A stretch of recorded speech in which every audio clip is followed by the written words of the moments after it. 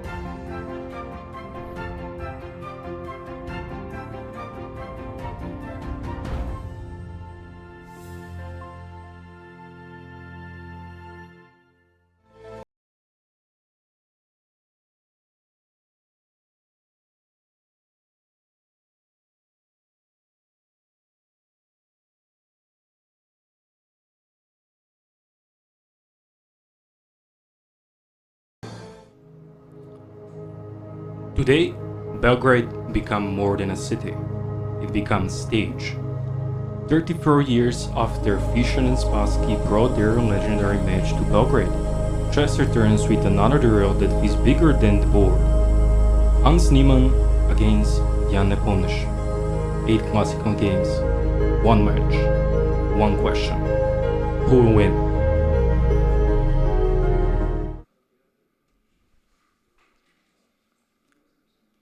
Welcome to the Belgrade.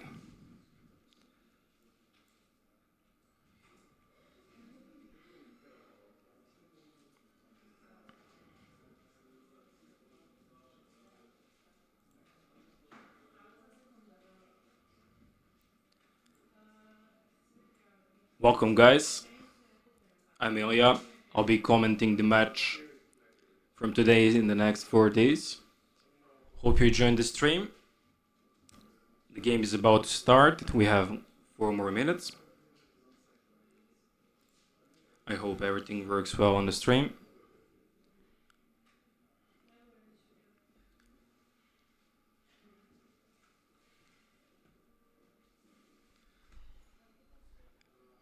Hello YouTube, hello Twitch, hello Twitter. Sorry, not Twitter, X. Yeah, fortunately, I'm alone today. Tomorrow I'm gonna try to bring someone.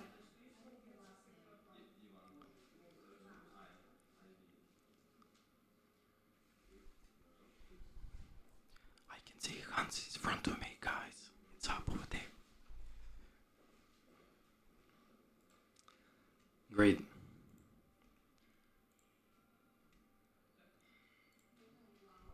Here we go.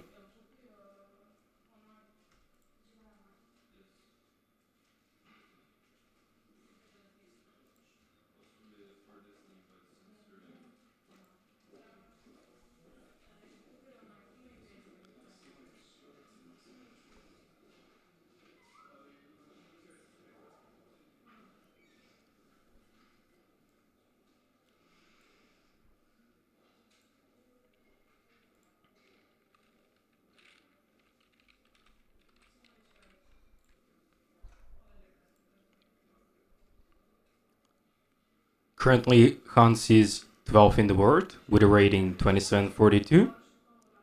Jan Nepomniachtchi is on the other side, 17, 2732.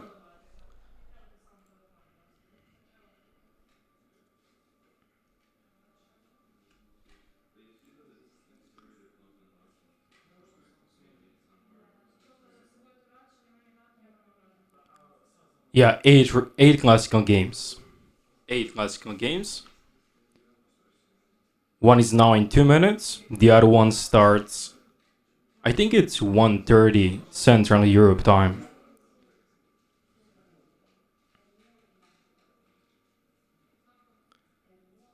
I hope we are not getting coughing competition. No, no, no, no. There is no microphone in the playing area.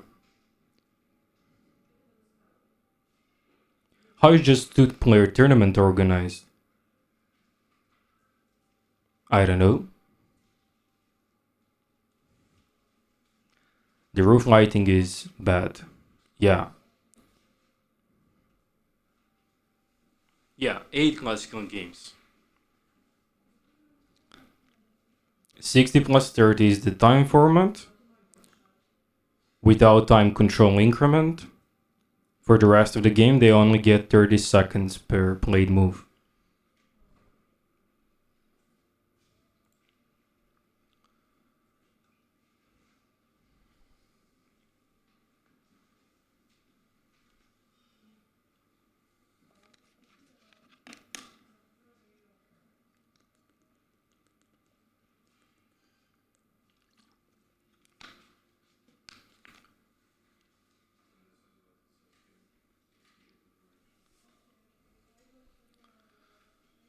The game is about to start.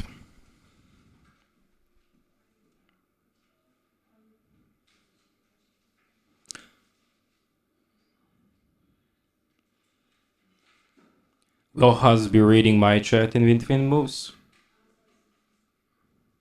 Maybe. And they started. NEPO opened with 1e4.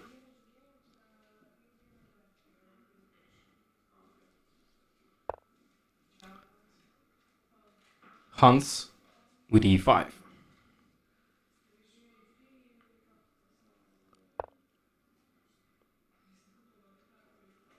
Most probably we are getting Ring Lopez.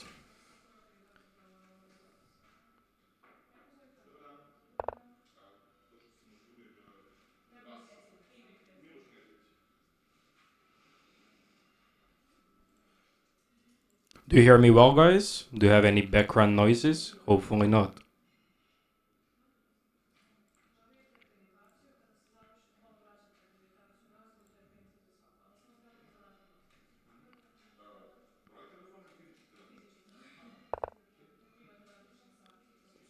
Berlin. Very interesting choice from the Hans in the first round.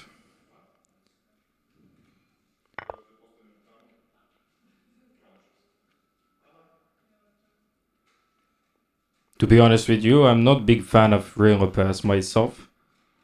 I used to play with black pieces time to time, but nothing much. And we are getting this famous endgame position. E5, knight f5 is coming.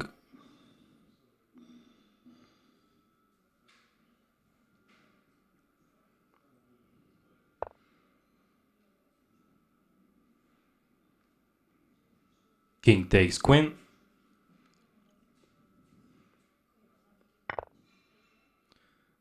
And the NEPO picked knight to c3. As far as I know, in this position the best move is h3. But it's most probably like already played so much time in the mainstream. Knight to c3, king to e8. The point of this move is to move the king already from the d line, to not get in some potential checks. There is also an idea to bring the king on c8, like playing something like bishop d7, b6, king b7, bishop to f4 by by NEPO.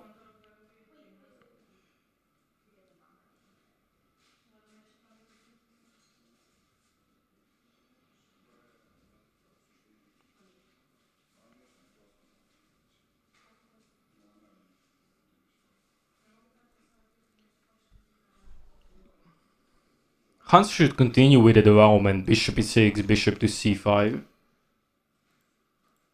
and start something like h6, g5, most probably to get some space on the king side. On the other side, NEPO is looking most probably to bring the rook to d1 and the other one on e1. And NEPO will most probably look for some sort of improvement with a knight on e4 as a typical reaction in these positions, because knight on c3 usually bad coordinated, because as we know, not just from this structure, also in filigree defense, c6 pawn is beautifully restricting this knight on that spot. So that's why NEPO will look to bring this knight in the future here. On the other side, if Hans goes with kingside expansion in this position, then he'll give this f6 square for the knight. That's why bishop is coordinated properly on e7, but of course he can also get to c5. What's your rating, Eleyah? My rating currently is 2250, 2250. I'm FIDE Master.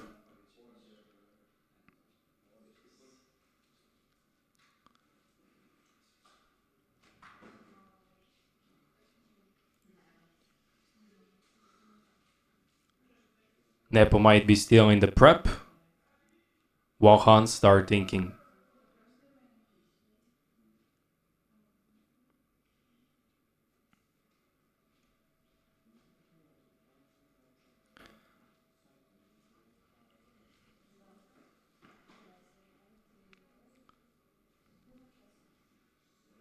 Bishop e4 is possible, trying to ruin the structure on the white side.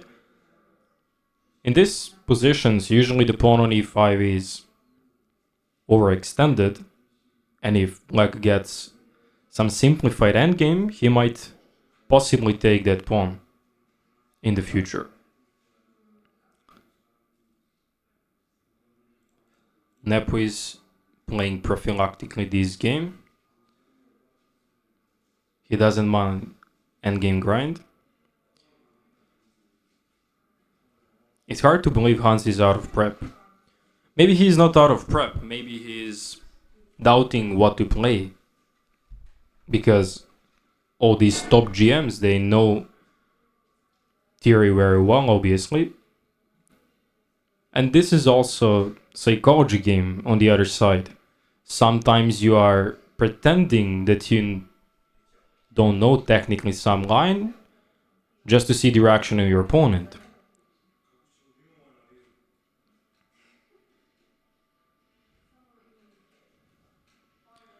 Who has an advantage? Nobody has an advantage here. Still the beginning of the game, of course.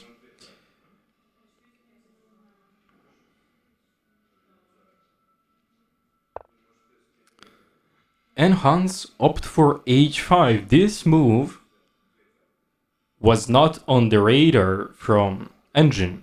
So before that, Engine was recommending bishop to e6, bishop to d7 to just get out these bishops. But Hans picked to play this move h5, and the point of this move, he wants to extend this pawn as much as he can on the white's camp on the king side. So let's play some move like rook from f to e1.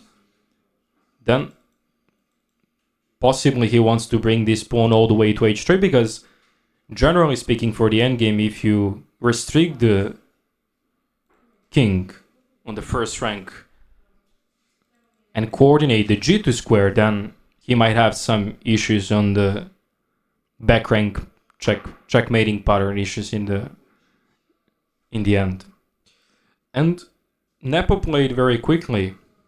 Knight to e4 might be in the prep yet.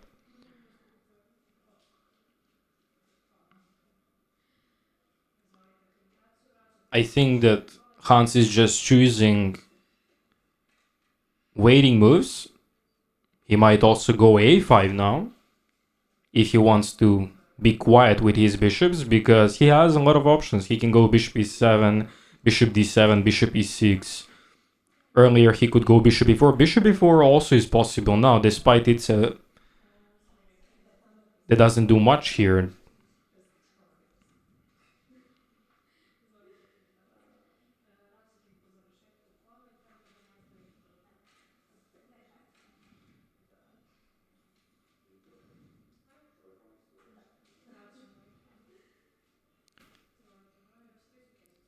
I see that many people in chat complains about the camera position. I'll do my best for the next round to coordinate camera properly, because I'm responsible for that view. Just gonna let you know, guys. I set up the camera.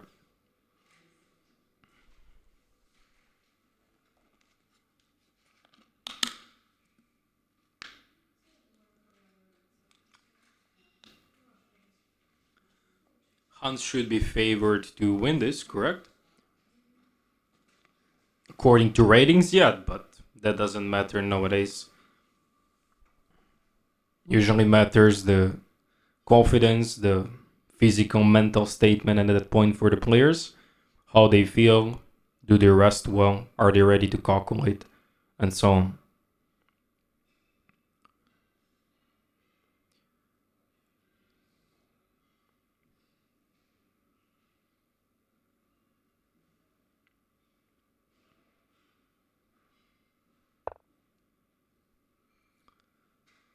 And Hans just developed the bishop on e7.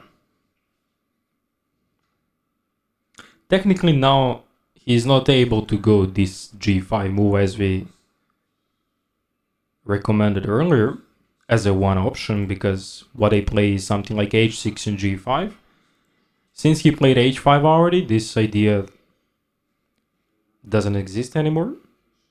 So he's looking for most probably some quiet development with bishop e6, rook to d8.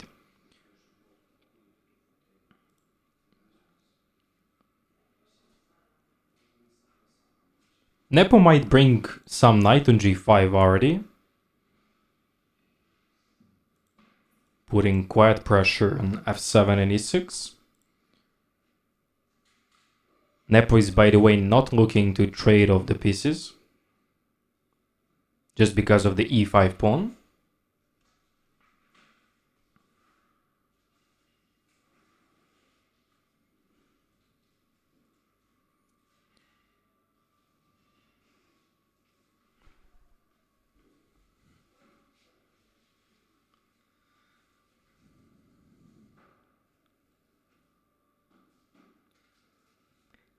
Can I bring someone from the audience? Audience is actually inside, so I can't really bring anyone here for now.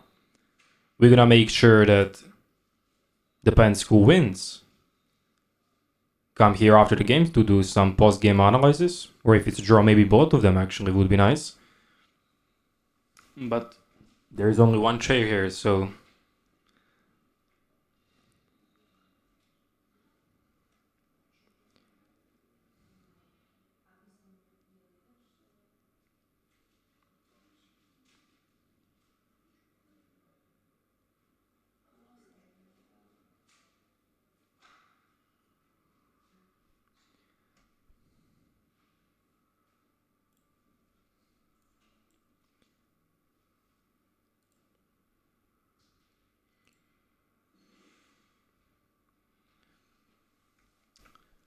yeah, in this position, technically speaking, we don't see much yet because there is no major threats from both of them. It's the long endgame grind in this position, which of course none of us here will be surprised that this game ended up in a draw, because it's maybe one of the most drawish positions in modern theory chess.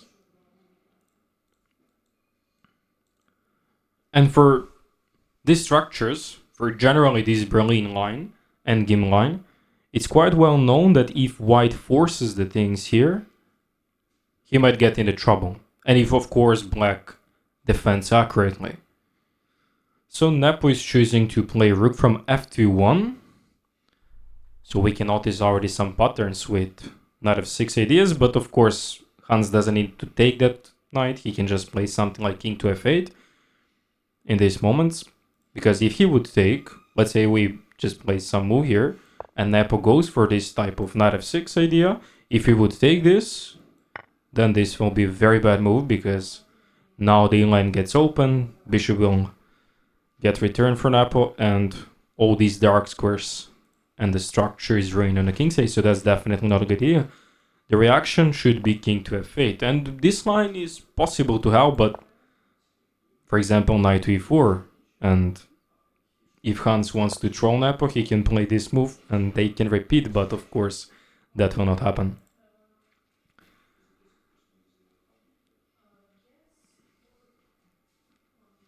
Maybe Hans will opt for the trade like knight to h4. That's an interesting point, because he doesn't mind trading pieces. He technically has interesting structure as long this pawn is not traded for any other pawn here. Otherwise, then NEPO might get some stuff.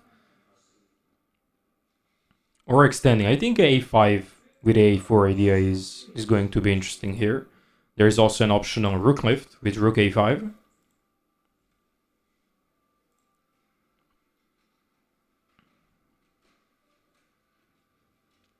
How many games today? Today we played 2 games. One game just started. The other one is coming in, I think 1:30. They mentioned earlier 2:30, but 1:30 I think it's the main thing.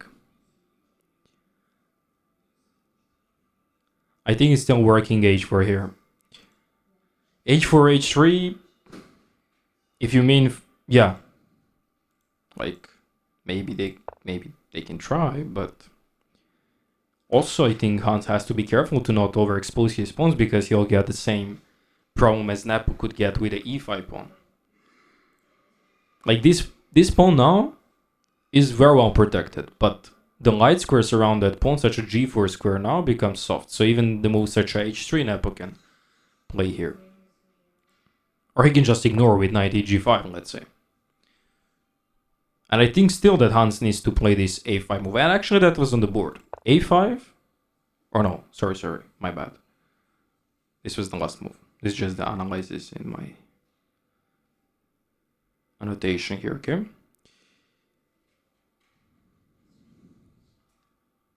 And NEPO is still not on the board.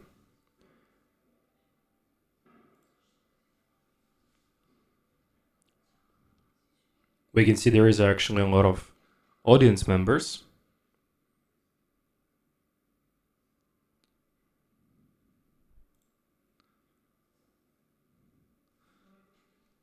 Hans already spent 5 minutes on clock, while NEPO is still above the minute. It means NEPO might still know what he is doing in with his preparation.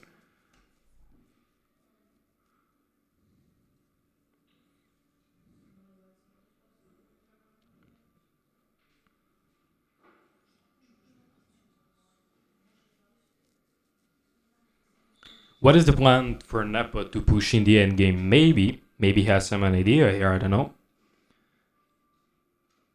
Not a big expert in these rainbow pass positions. Is this federated? Yeah, of course.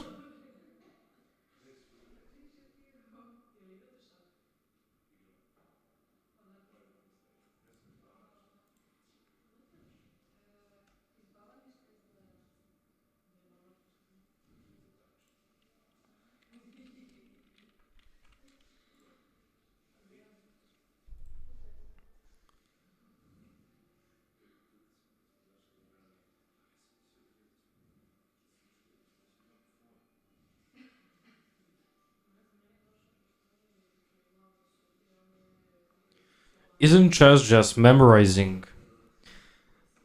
Very good question. For new viewers, for new beginners, it looks like, but it's a matter of experience. I believe that theory nowadays, modern theory, is very important for the players like Hans and NEPO, if they want to stay with always some edge in the opening, always has some new ideas. They need a lot of work and exploitment in that area, because if one idea is already played, then everyone knows it.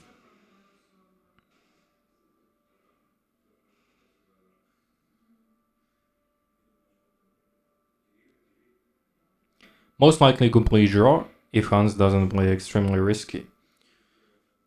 Yeah, I don't see Hans going risky here. I think he'll just be very stable in this first game. There is no need to risk, and then possibly afternoon in the second game get some edge with white pieces. And he decided to go for bishop to e6, like typical development, bishop to e7, bishop to e6. He can't castle, unfortunately, because earlier he moved the king when the queen trade happened. And where is NEPO? NEPO is not on the chair. It's a morning games. Morning games is always uncomfortable. When I play morning games, it's always terrible, so I completely understand them. NEPO might be in the restroom.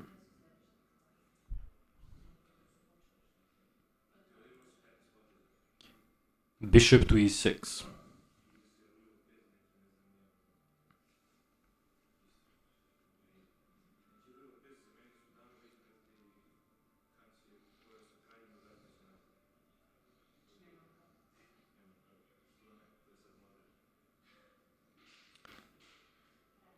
Is the world champion really world champion when the holder of the title is in top 10, let alone number 1?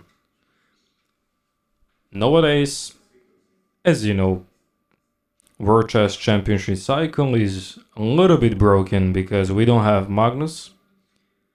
He technically quit the World Championship cycle.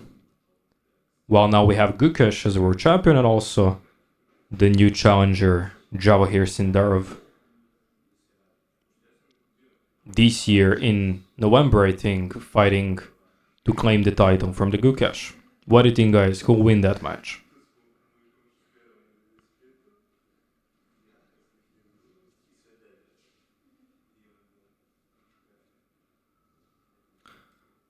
Yeah, NEPO went to the restroom. Yeah, now he came back. Yeah.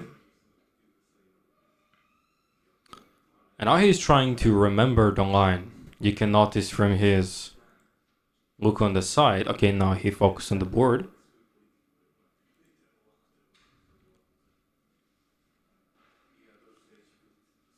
Sindar heavy favorite. Possibly, but everything could happen. I think this match is like any match one-on-one is much different than when you get paired with the opponent technically on some open tournament or any other round-robin tournament, Super League tournament. It's completely different because you have only one opponent for the next 15 days and you need to study this opponent not just by his games, you also need to study how he breathes, right?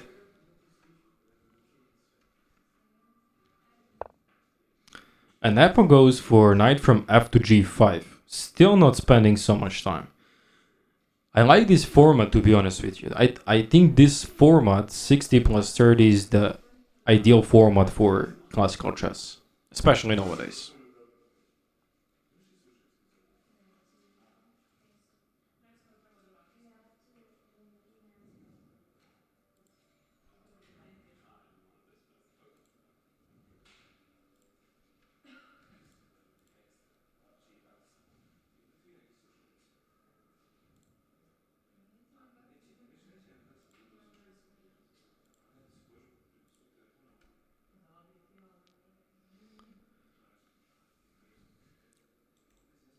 Knight takes e6 is something will not come. Or maybe it will. It depends. Maybe he actually wants to ruin his structure. But sometimes this is more like a benefit because king also gets the f7 squares. So let's say if Hans plays something like rook to d8, knight takes e6, pawn takes e6, and he tries something like again knight to g5, then pretty much this is something what Hans looking for, and rook to d5. And this is already in practical favor for Hans because this knight, together with this pawn on h5, controls the g4 square. It's a very strong outpost, we can say. It's not technically an outpost because they can do h3 and g4 and kick this knight away. But on the other side, I believe that this knight could be much more stronger than this bishop on g5. And if, let's say, Hans goes for something like rook h6, which is also another idea, self-x-raying, let's say, but not dangerous, because let's say if knight takes e6, now we take rook takes e6. It's pretty much only move here. And then suddenly this rook comes as an attacker on that pawn on e5, and bishop outshines the knight on e4, getting very comfortable position. But on the other side, this rook is stuck a little bit. There is no way for NEPO to trap this rook, but on the other side, it becomes very, very uncomfortable for NEPO to move this bishop if he wants, because pawn will always drop. So let's see how Hans reacts on that provocation. Bishop to d5 doesn't work. Can somebody tell me in the chat why this move doesn't work here?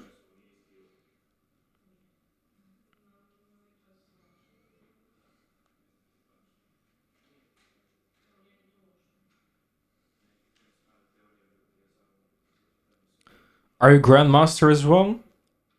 No, I'm FIDE Master. Technically speaking, I forgot to put my name, which is bad, I know. For some viewers that just joined the stream, you don't know me, guys, sorry about that. I'm gonna put my name for the next stream on the layout, don't worry about that. And here, bishop to d5 doesn't work because there is knight f6. And if they take, we have the same story. We have the same problem on the E line. So king to f8 will be played, right? After knight f6, king to f8. But now it's a different because there is knight from g to h7, which forces Hans to give the exchange. And then after king g8, let's say, knight to g5 with a clearly better game for NEPO. So that's why he can go now with king f8, and also knight f6 works in this case because there is knight on g5. That's the whole point, and Hans played knight to d4, so he attacks the pawn on c2, obviously. He wants this fork. But on the other side, NEPO can just take the bishop, forces Hans to take back with a knight, because knight can get weird if you just suddenly go on the other side of the board. It can also get trapped. So that's why it's much better maybe to take with a knight if the knight takes here, and also to not ruin the pawn structure. What's your online rating? My online rating is around 2700 on chess.com. Blitz rating. I peaked at 28 recently, but I dropped a little bit.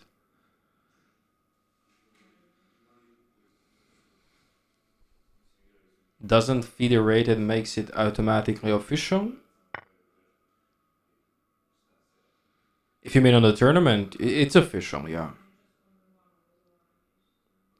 I'm enjoying the commentary, very relaxing. Thank you.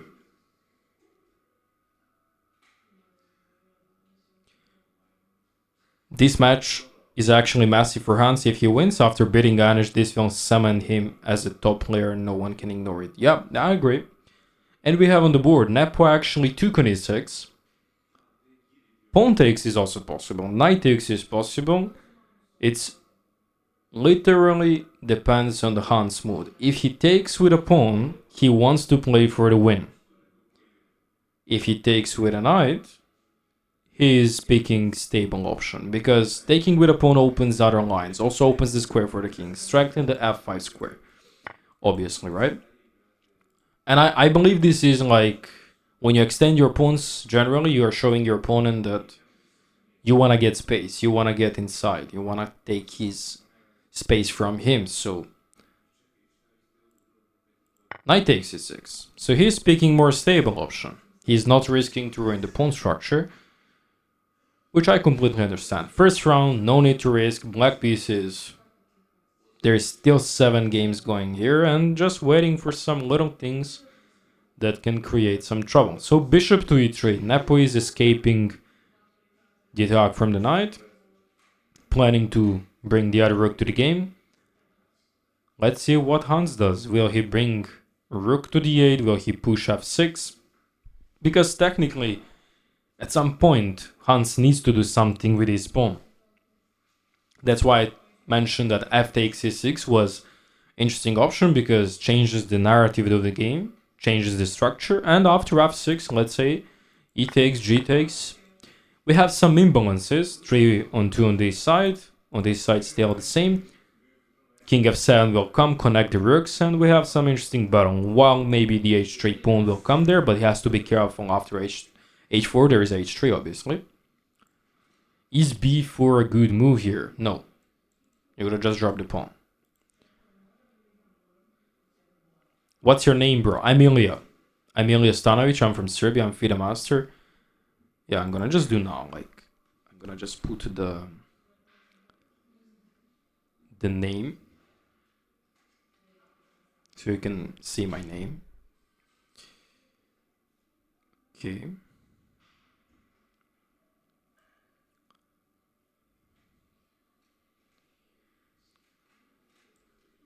Bishop to e3. What happened on the board?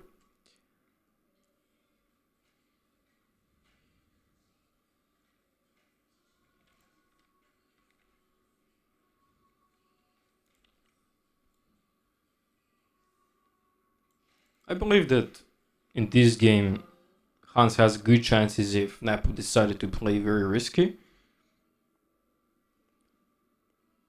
Now b6 also. Trying to restrict the square, and c5 is typical for these positions. It's quite a common thing actually in these structures.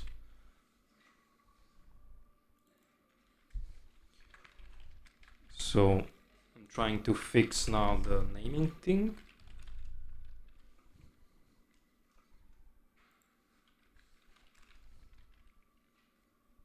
Okay.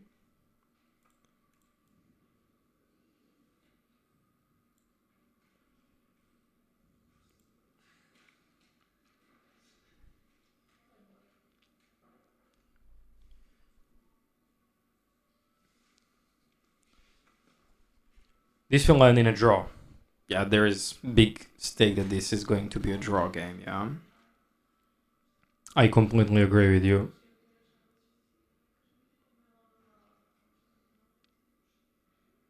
Nepo is such a fast player, difficult to keep up with him. Yeah, you can notice that he is always hanging around. Actually, this area you don't see left and right from the camera. It's quite nice. There's a lot of space. They have coffee, they have tea, they have snacks. There's beautiful views, so I think Nepo likes the view from that window. It's quite nice view there. You're looking in very big buildings. Nepo getting a time advantage. Yeah, maybe he already prepared this. He liked that line.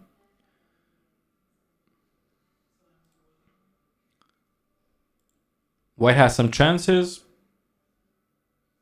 According to computer, correct. According to practice, I don't believe. Camera is too far away from the board. Yeah, sadly. That's my responsibility. Sorry about that. I'm gonna bring it closer for the next game. Don't worry. Is c3 good move here? I feel like white c3 maybe tried to push f4 looking for f5. It's technically possible trying to restrict the knight from that square. As long as he's moving the pawns, like let's say c4 and so on, he's creating obviously the weaknesses. So c3 f4 is an idea, yeah. He wants to extend something. That's also why Hans played h5, because he wants to stop Nepo's idea of g4 in the future.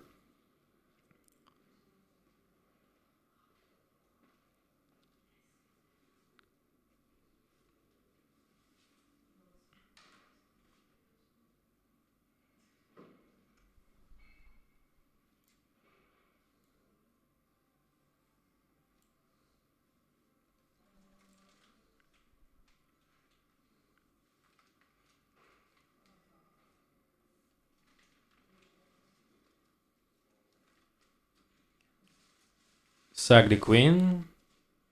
No. Why would you sack the queen here? No need for that.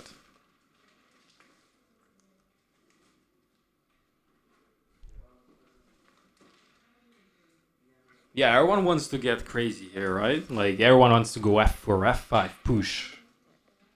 I mean, that's in the blitz game. You can do it in the blitz game, but technically in a classical game, it's never a good reaction, you have to stay quiet, you have to stay concentrated, focus, and patient.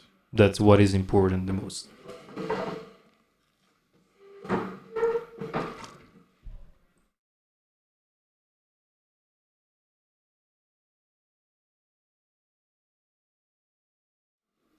Hans spending a lot of time on this. Completely agree on that. Completely agree that Hans is burning some time on the clock. If he gets under 30 minutes and still doesn't play much of a moves here down, he might get into time trouble very soon, no?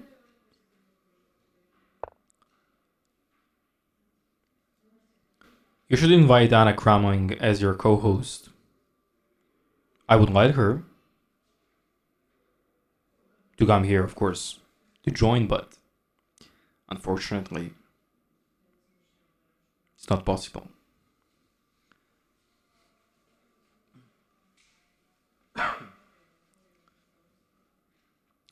And Hans playing rook to d8. Very common move. Already something that we predicted will happen sooner or later. Putting the rook on the open line, and for example, if NEPO does the same, then Hans can go rook to d5. And there is much of idea of just shifting the king on c8 and then bringing the other rook on d8. But if Hans wants to get, let's say, f6 on the board, and king also can end up on f7. And now quite only move here for NEPO is to play the move f4. Why? Because if you trade the rooks here, it's immediately inaccuracy. For them is actually a mistake. Like, people think on the high level that this is a big blunder, big positional mistake. You correct the pawn structure of your opponent, and suddenly this knight also doesn't have good square, because if you go knight e2, then d4. If you go knight c3, d4, you lose the piece. So knight g3 is practically the only move, and d4 will happen anyways.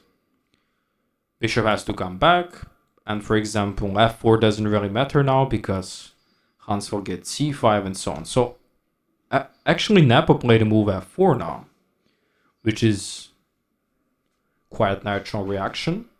He wants to get more space. His idea is to go f5. Possible moves from the engine are just prophylaxis like h3, b3, a4. But the main one, what he's threatening, is f5.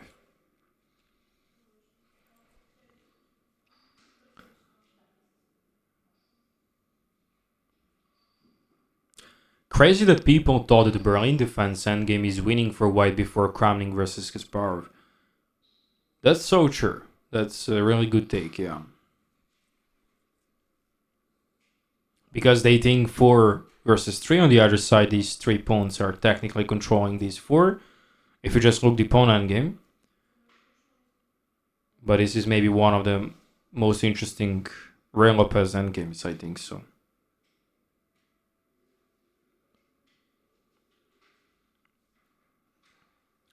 Is NEPO broadcasting this in some page? No, this is only organized by ENDGAME.AI. You have a link in the description, guys. You can join, start playing, and start learning. Big things happening there. Chess is popular in Serbia. Quite a lot nowadays, yeah. There's so many tournaments, especially rapid and blitzy ones.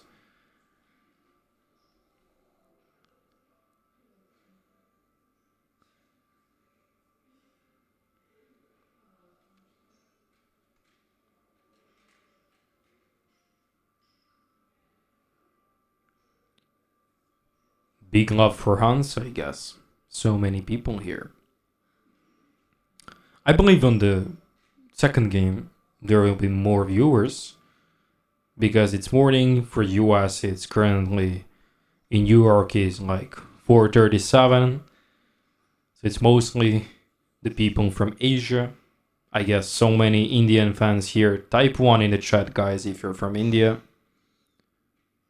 And type 2 if you are from Europe. Not from India, let's say from Asia.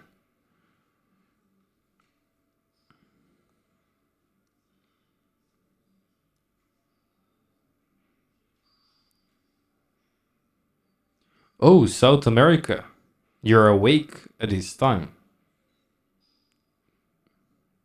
Okay, yeah, 4:30. Okay, yeah. 4:30, 3:30 is quite still possible to be awake, no?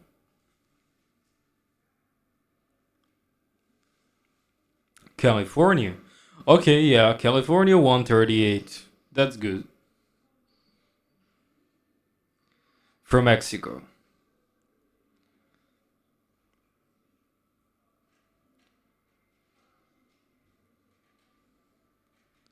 So many Americans. Yeah, for the next game there'll be even more, I guess. From Japan, from Australia. Nice. So many people here. You really love HANS, right? But also I'm quite big fan of NEPO. I actually like his playing style. NEPO has such a dynamic play. He likes to attack with e4. Yeah, he plays maybe boring Petrov defense, let's say. For some people, this is boring opening. Many people dislike Petrov, but it is what is it. It's very stable opening, but on the other side, NEPO likes to play very aggressive with a 1e4.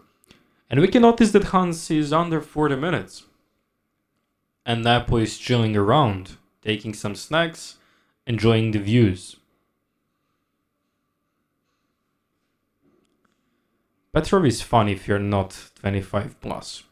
Yeah, I recently played against Petrov a couple of times, and I can say that I like the game for white. But obviously, if black is quite big expert and he understands how to neutralize white's attack, then it becomes quite stable opening. On the other side, you know that NEPO is playing 1 f4, right? He plays, sorry, not 1 f4. He plays e4, then f4, King's Gambit.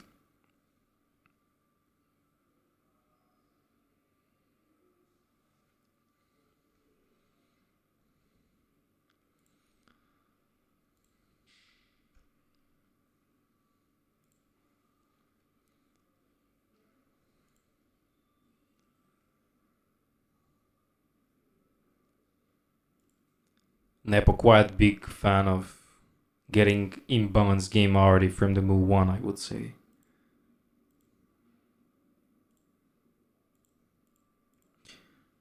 Yeah, someone mentioned that it's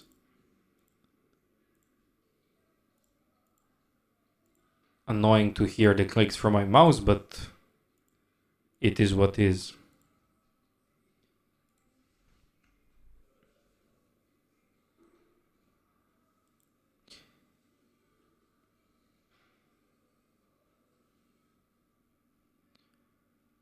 $57 minutes for NEPO, 37 for HANS. 20 minutes is actually quite big advantage. And now according to computer, f5 is the only move to keep 0.2. Otherwise, if HANS plays something like b6, computer immediately prefers white with a 0.7, which is quite big difference.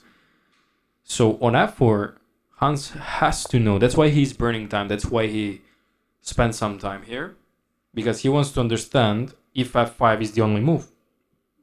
Is he on time to do something else?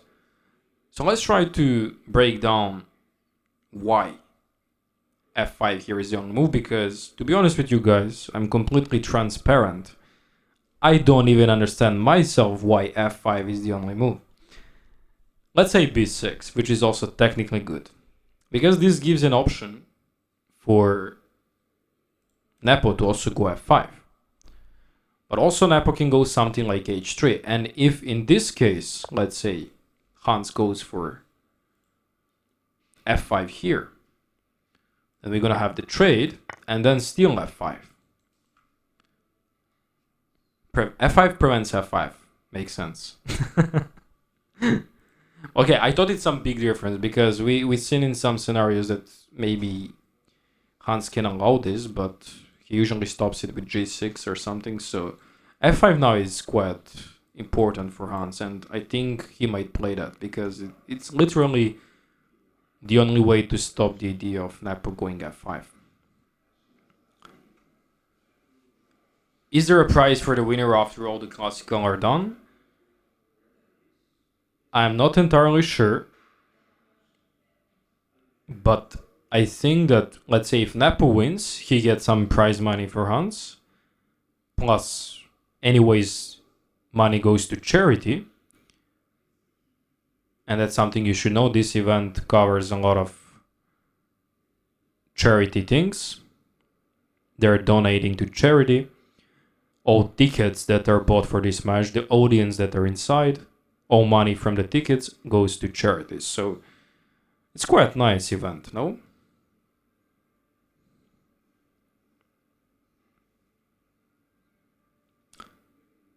f5 is very positional. For Hans, takes.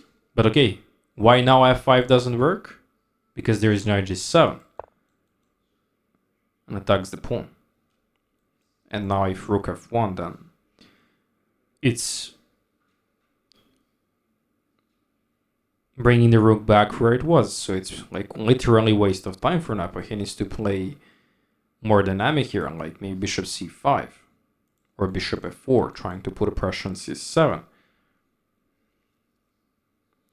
Let's take a look that, for example, NEPO just waits here, plays something like g3. I think that's more convenient option, smarter, more patient. King f7. King g2, king f2, something appeared to my mind just to improve the position. f5 still, I think, will be a mistake from NEPO. More we go deeper, I think f5 could be a mistake because it's, especially if there is king on f2. Because who's going to protect the pawn after knight g7? That's a good question. NEPO is walking faster and faster the more he's walking. That means he's getting nervous and nervous. He's chilling around. Yeah, the funny thing about this time control, it can get pretty close as a rapid or blitz because Hans is already 32 minutes and more he spends the time, it's more questionable for the game, for his game. NEPO is very confident, as you notice. He catch Hans off guard in this preparation. Maybe Hans knew some theory, but you know, it's actually a good question. What do you think about this? Would you rather know the same line as NEPO until some point, or go in some side move that you don't even if it works, or if NEPO has some prep even on that? Because sometimes it's better just to play something that appears that your opponent didn't check before the game. Even though that move is, let's say, slightly more worse than the other moves. So I believe that's actually a good strategy. Hans is trying to find some moves that could distract the NEPO and make him actually start thinking, because what NEPO gets with this really burning time from Hans is just the confidence. More Hans thinks, NEPO is getting confidence. That's actually very true. Sideline is much better, of course. Yeah, but I'm telling you that maybe Hans here doesn't have any sidelines on his minds, or maybe he just didn't prepare properly knight c3, or he just completely forgot something in the line. It frequently happens that players can't memorize everything and they're just burning time once they don't remember. Okay, of course, this is not anymore the theory part. I think the game for white is quite natural because he wants to get f5 on the board, as we already see. And on the other side, Hans is for sure looking for f5 break. That's for sure happening. Let's put some camera on them now. Hans Not happy with the position. Let's go Hans. I think you can find f5.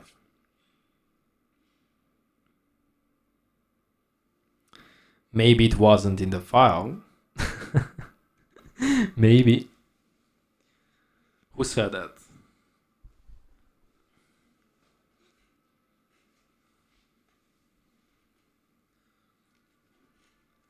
Yeah, never good to look at your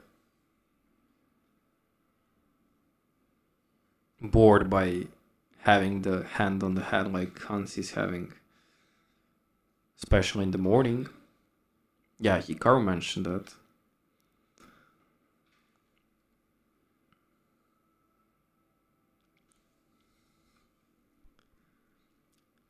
Yeah, of course, but like in general, as long as you don't know something well, it's better to choose solid sidelines. Yeah. Hans is definitely better in the spin chess. Correct, he's doing very well.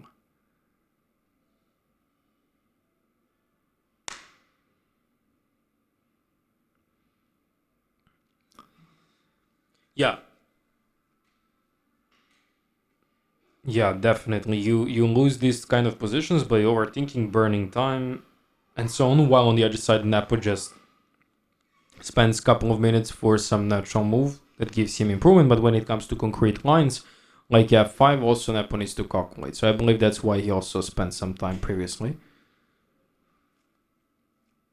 Hans' biggest weakness is simply patience. But okay, maybe not in this game, because we can notice that he actually burns quite a bit of time.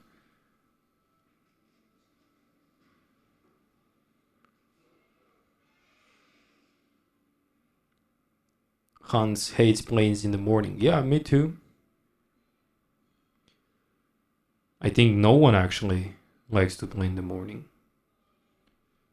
Very few people likes.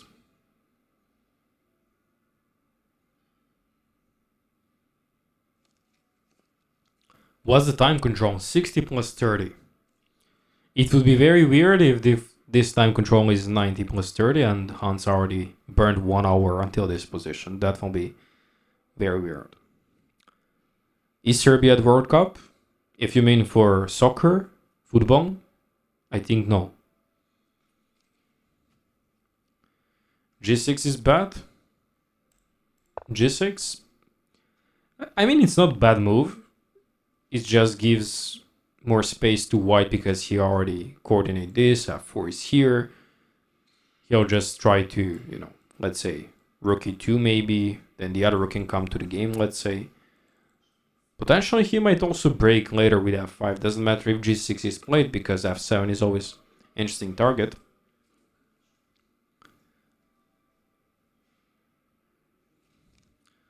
Who would win a football match, Hans or Jan? And now Jan is going out. I think he likes the position. Definitely, he enjoys the position.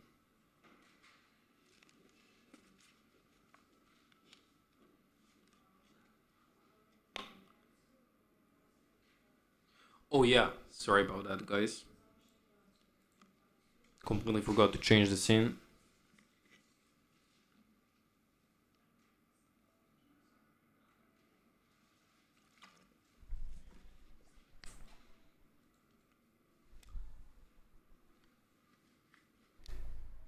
Oh, actually, 1 second. Someone asking, can I bring some audience member? My GM friend just entered the playing hall, so when he comes out, I'll ask him would he want to join a little bit for the stream to comment a little bit, because he's definitely more experienced.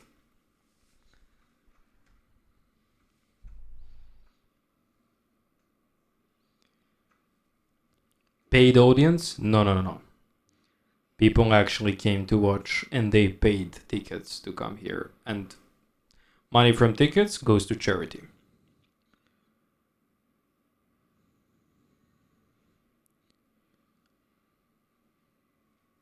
Could you explain a bit your strategy for the time management? I see that you often have some extra time compared to opponents. If you mean on my games, Yeah, I do. I just like to always be in front in the theory segment if I can.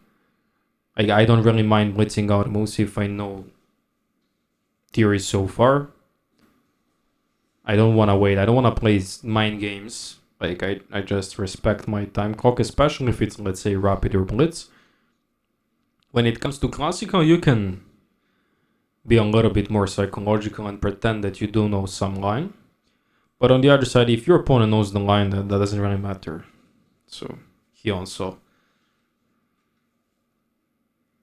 can do the same way as you.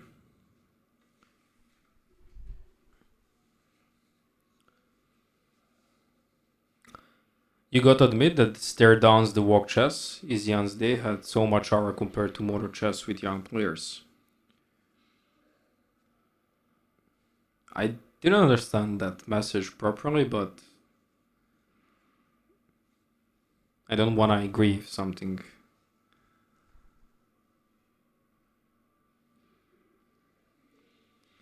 Yeah, he spends a lot of time. He actually already spent more than 15 minutes. This is definitely not good for Hans. I think that he needs to speed up. He needs to speed up a little bit. And he finally plays knight to d4. He finally plays the move knight to d4. And that's actually a bit inaccurate. It's not bad. It's not bad. He wants to simplify a little bit. So let's say bishop takes d4, rook takes d4. And at this point, rook from a to d1. He wants to simplify. He wants to get this position. But a problem now here is that if now, let's say, Hans wants to get f6, then e6 will happen. And this will pretty much shut down all options for Hans. Like, you can notice that these light squares are taken and that position is completely out of control. So knight e4 is quite questionable move. On the other side, NEPO can play more safe if he doesn't understand what's happening on the board. He can play rook from a to c8, protect the pawn on c2, for example. But I believe that NEPO will go for concrete chess and bring this rook to d1, because if Hans has in mind to play c5 and rook trade happens, it will correct the pawn structure. But the problem is that suddenly this knight could become more powerful than this bishop in this particular case, because position is not open yet. If the position could get open, then these pawns might get, since they're on the dark squares, these pawns get into trouble, because the strategy for the Hans will be just put all pawns on the light squares, bishop on dark squares, and just take control of the board in that way. But it's quite a good strategy also to put the pawns on the same colors as they have on the bishop, because practically it's restricting the bishop, and this knight is doing an amazing job with that together. Let's say rook d1, c5. And I believe c3 must happen, because he needs to open up. And this is a problem. Like, this is a practical problem for Hans Niemann in this situation. That NEPO is suddenly getting a lot of edge. He will bring the king in the center. He'll get him as far as he can, while Black's king is restricted. He can't get in the game, and any sort of f5 could just collapse, because there is e6, and NEPO is completely winning here. So I believe that knight e4 is good move if NEPO makes mistakes, because if NEPO makes mistakes, then Hans is completely fine later. You just simplify the board. But on the other side, if NEPO plays accurately, then he'll just squeeze Hans here. This is a bit impatient move. Someone earlier mentioned in the chat that Hans is recently impatient. He shows impatience here, so let's see what this position brings to us. We're currently in the live position. Stream could have live board and analyze this board. Agree on that. I'm gonna fix it later for the next game. Okay, let me write in notes what I have to fix for the next game.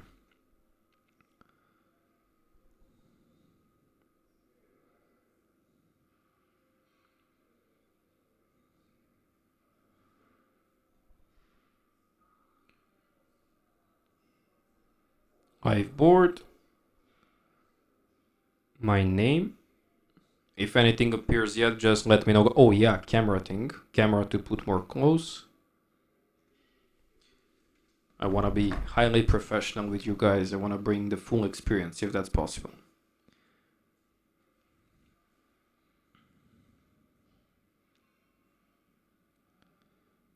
.7. It's not good for. It's not good for HANS. NEPO is confident here, I believe.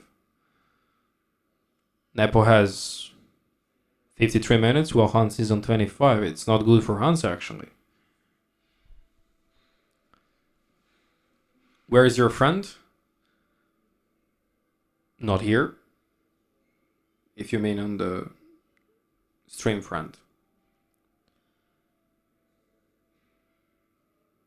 Is there no confessional for the players? Unfortunately not.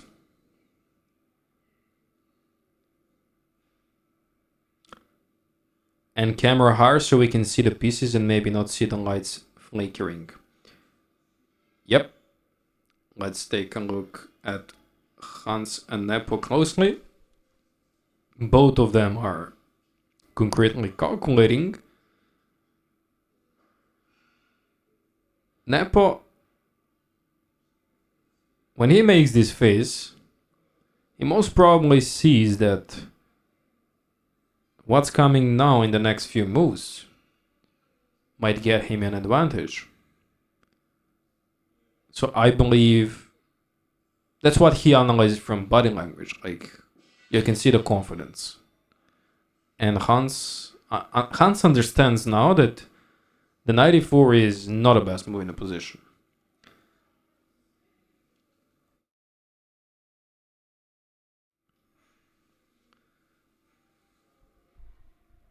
Yeah, I don't know what, let's say, Elite engines will say in this position, because I don't have one yet next to me. I have only Elite chess engine. They are usually and frequently not the best one when it comes to these deep, very, very concrete lines.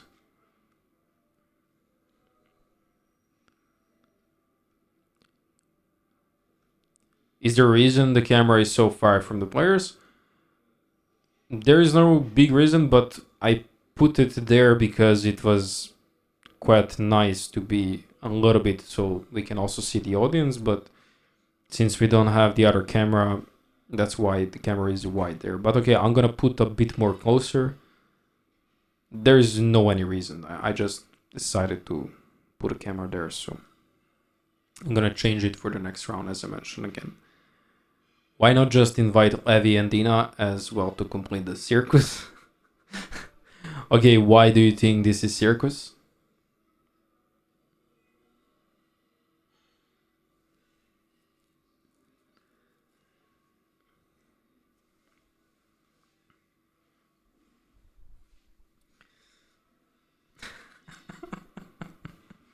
Circus. I think Levi and Dina are sleeping now because it's 5 in the morning for them. Maybe even 4, 3 or something. Will you interview players after the end of the game? Hopefully, yes. They need to bring them here if their managers, or if they want, maybe don't want because there is a next game in a few hours. Maybe they want to rest.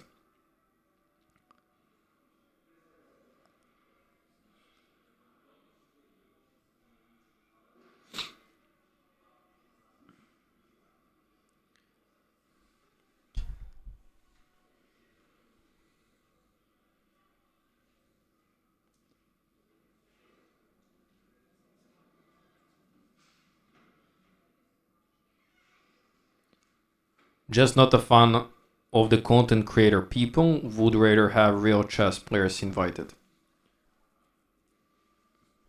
I'm also a real chess player.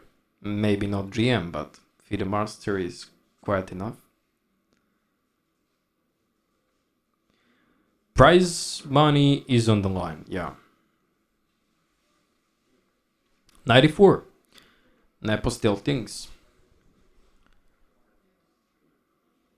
Because he's thinking between rook ac1 and bishop takes d4. This is the two candidate moves that he's trying to figure out, but also there is an option to go again, knight f6. G takes, and now pawn takes doesn't make sense. So bishop takes d4. If rook takes d4, there is e takes f6.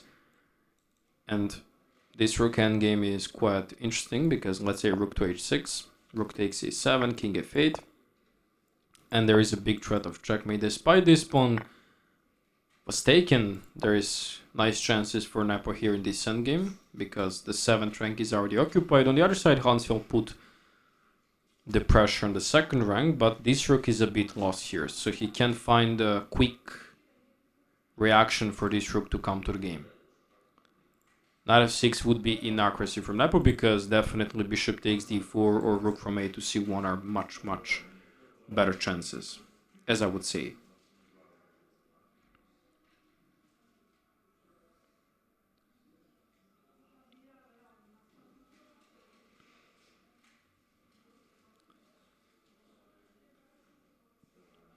Will it be autograph session in someday? Want to come on Saturday? I think most people are coming on weekend because today is Friday working day. And people didn't join. Plus it's morning, so Friday plus morning, people on work, people sleeping, they don't watch. It's 5 in the morning in America. How many games today? Today we have one more game after this one. It's basically in 3.5 hours from now, I think. I need to check the schedule. I don't want to give misinformations, but how long will the break between the games? Depends on them. We're gonna finish, of course it will finish before the 2nd game, and they will take a rest if it finishes close to the 2nd game. They will not start again immediately, I think.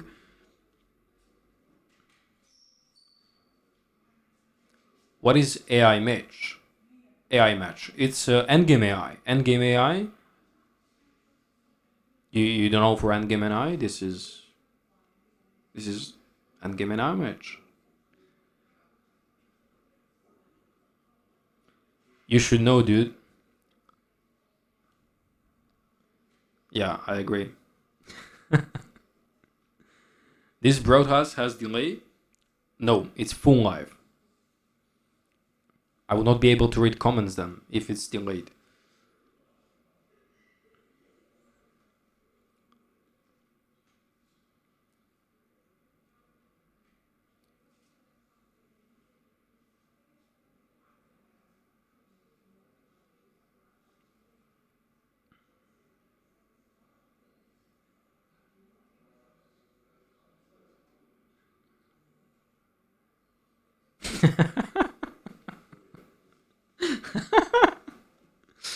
Okay. I'm laughing to this comment, but I have the same problem. How much hair loss will Hans incur from the stress in this game? It's a good question. Let's don't make fun of Hans. It's his channel, it's his stream. How much do you study chess daily? Currently, I'm not studying chess at all daily. But when I study, I'm doing like, let's say 1 hour to 1 hour and let's say 30 minutes basically. So we have trades. Bishop takes, rook takes, our predictions, and now most probably rook from a to d1. Or he actually comes with king. Okay, this makes also sense. He wants to improve the position first.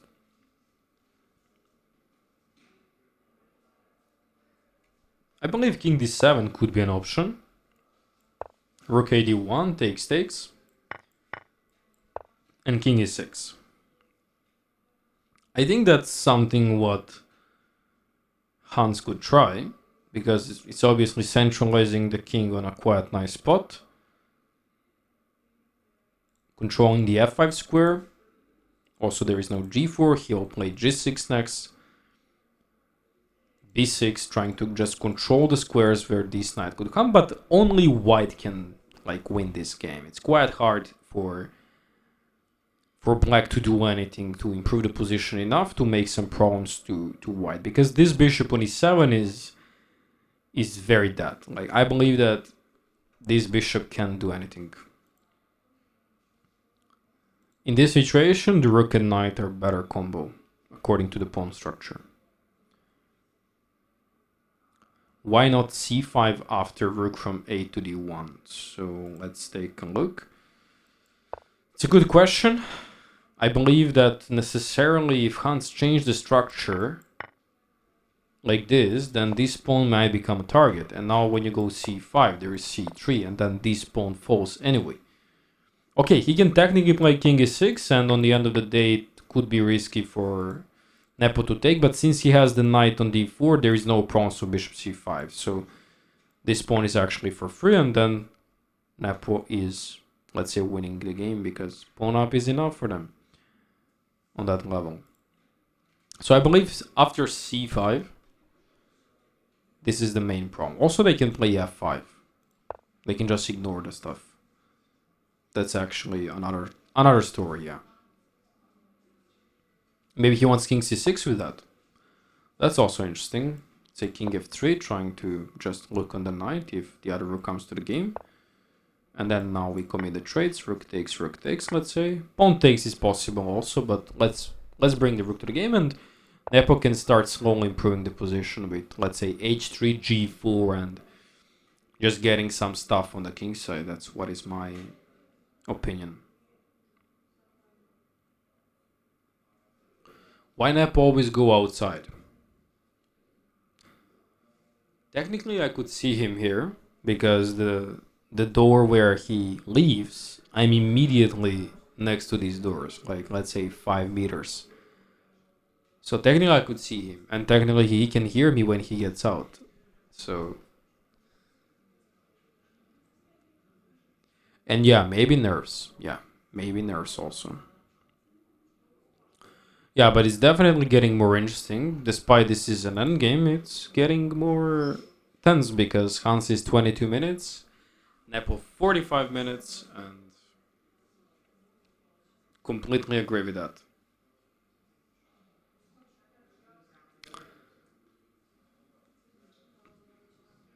Type 2 in chat if you root for Nepo, type 1 if you root for Hans. Let's see who is more on the stream today.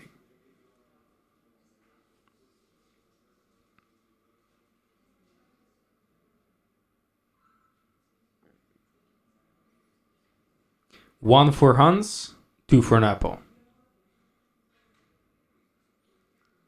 There is no option for castling here because Hans already played with the king in the earlier stage.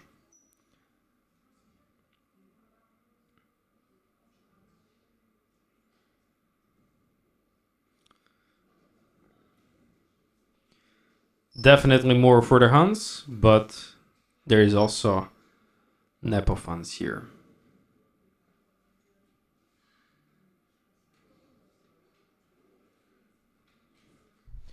Make a pool. We can try to make a pool.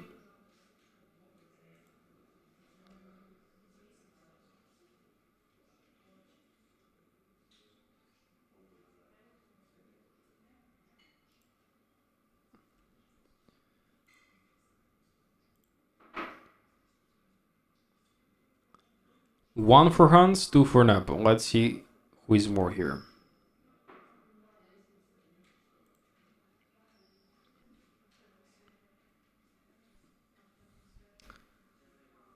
Various mods.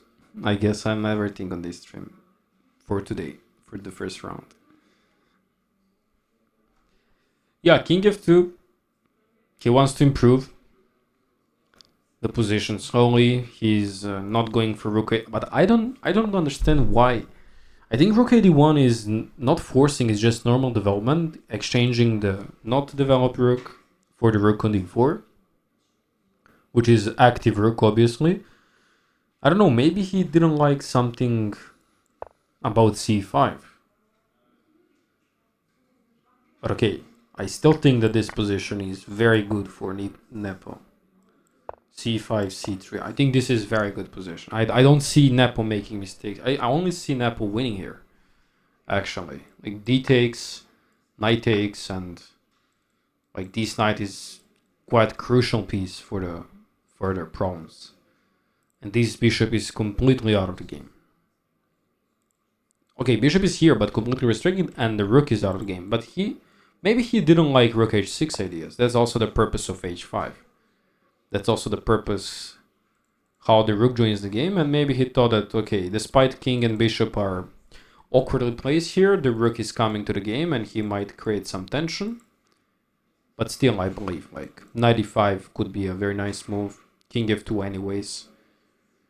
So, okay, doesn't matter the move order much. King f2 is quite big move for the future, because he doesn't want to decide the things yet. While on the other side, Hans will try to play maybe rook h6, c5, then rook comes to b6 or a6. And king on e8 and bishop on e7 are quite good.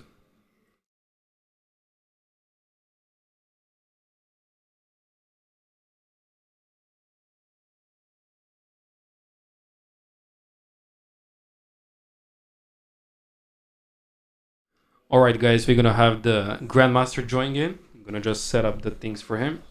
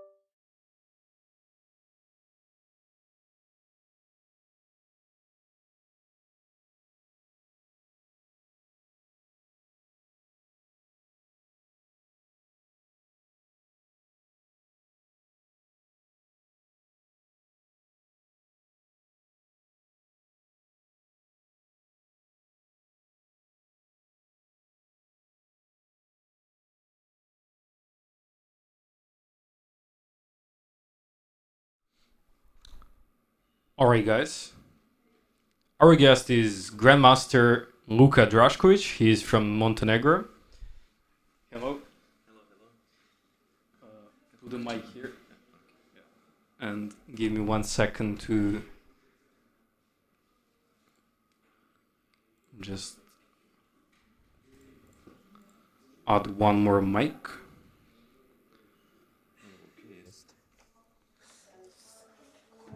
Say something. Da li se čujemo? Can you hear me? Yeah, great. Okay, you can hear him, God? Yeah, great. All right, so how are you? Everything fine. Thank you for inviting. Yeah. So this is Grandmaster Luka Drašković. He's from Montenegro. Welcome to stream, and we can see the position. I was discussing with chat that Hans is burning a lot of time and getting in some time trouble here. That's what we think, that he might make more mistakes and blunders just because of this time burning. What do you think about that? Yeah, obviously not the most exciting position to have in the first game of the match, I guess. Idea of White was to get some risk-free position and eventually try to push into some endgame, but I think he didn't expect such good position after almost 20 moves, yeah? Because this seems to be like suffering position for Black, I think. Yeah. NEPO will enjoy for sure. Okay, if he will manage to win or not, a matter of other stuff, but for sure Hans will not enjoy defending this position. But okay, we'll see. Yeah, that's right. You also have, by the way, you have mice here. You can, okay. if you want to show something, if you think that could be interesting, you can also take a look. First of all, here, for example, I was calculating when I was in the In the playing room. hall. Yeah, I was calculating this move. Okay.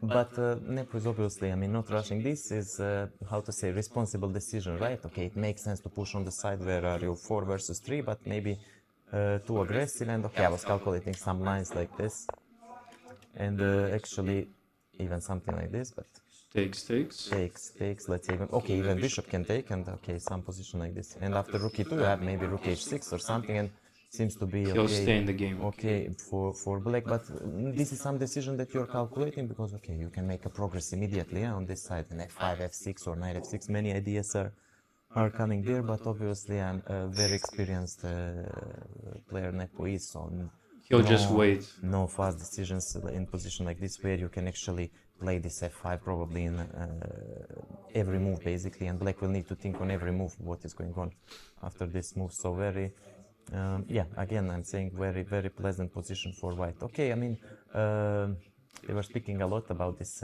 match Fischer-Spassky, right, in Belgrade. So Yeah. this is a sort of position that Fischer was getting quite a lot, and he won a lot of these endgames, mostly from French. It was from a Spanish exchange, bishop c6 early, but okay, similar structures were arising like in Berlin, and okay, Fischer obviously won a lot of games, but now we see NEPO using similar tactic, and we'll see okay, if he will make it through in this game. Yeah. Yeah, I think NEPO is making the great strategy here of playing quite slow. He doesn't want to rush in this position. We also checked some concrete lines earlier. For example, in this position, instead of king f2, to play rook to a1. That's what we checked. Okay. And now if Hans goes for c5, takes, rook d1, c5, c3, takes, and rook h6.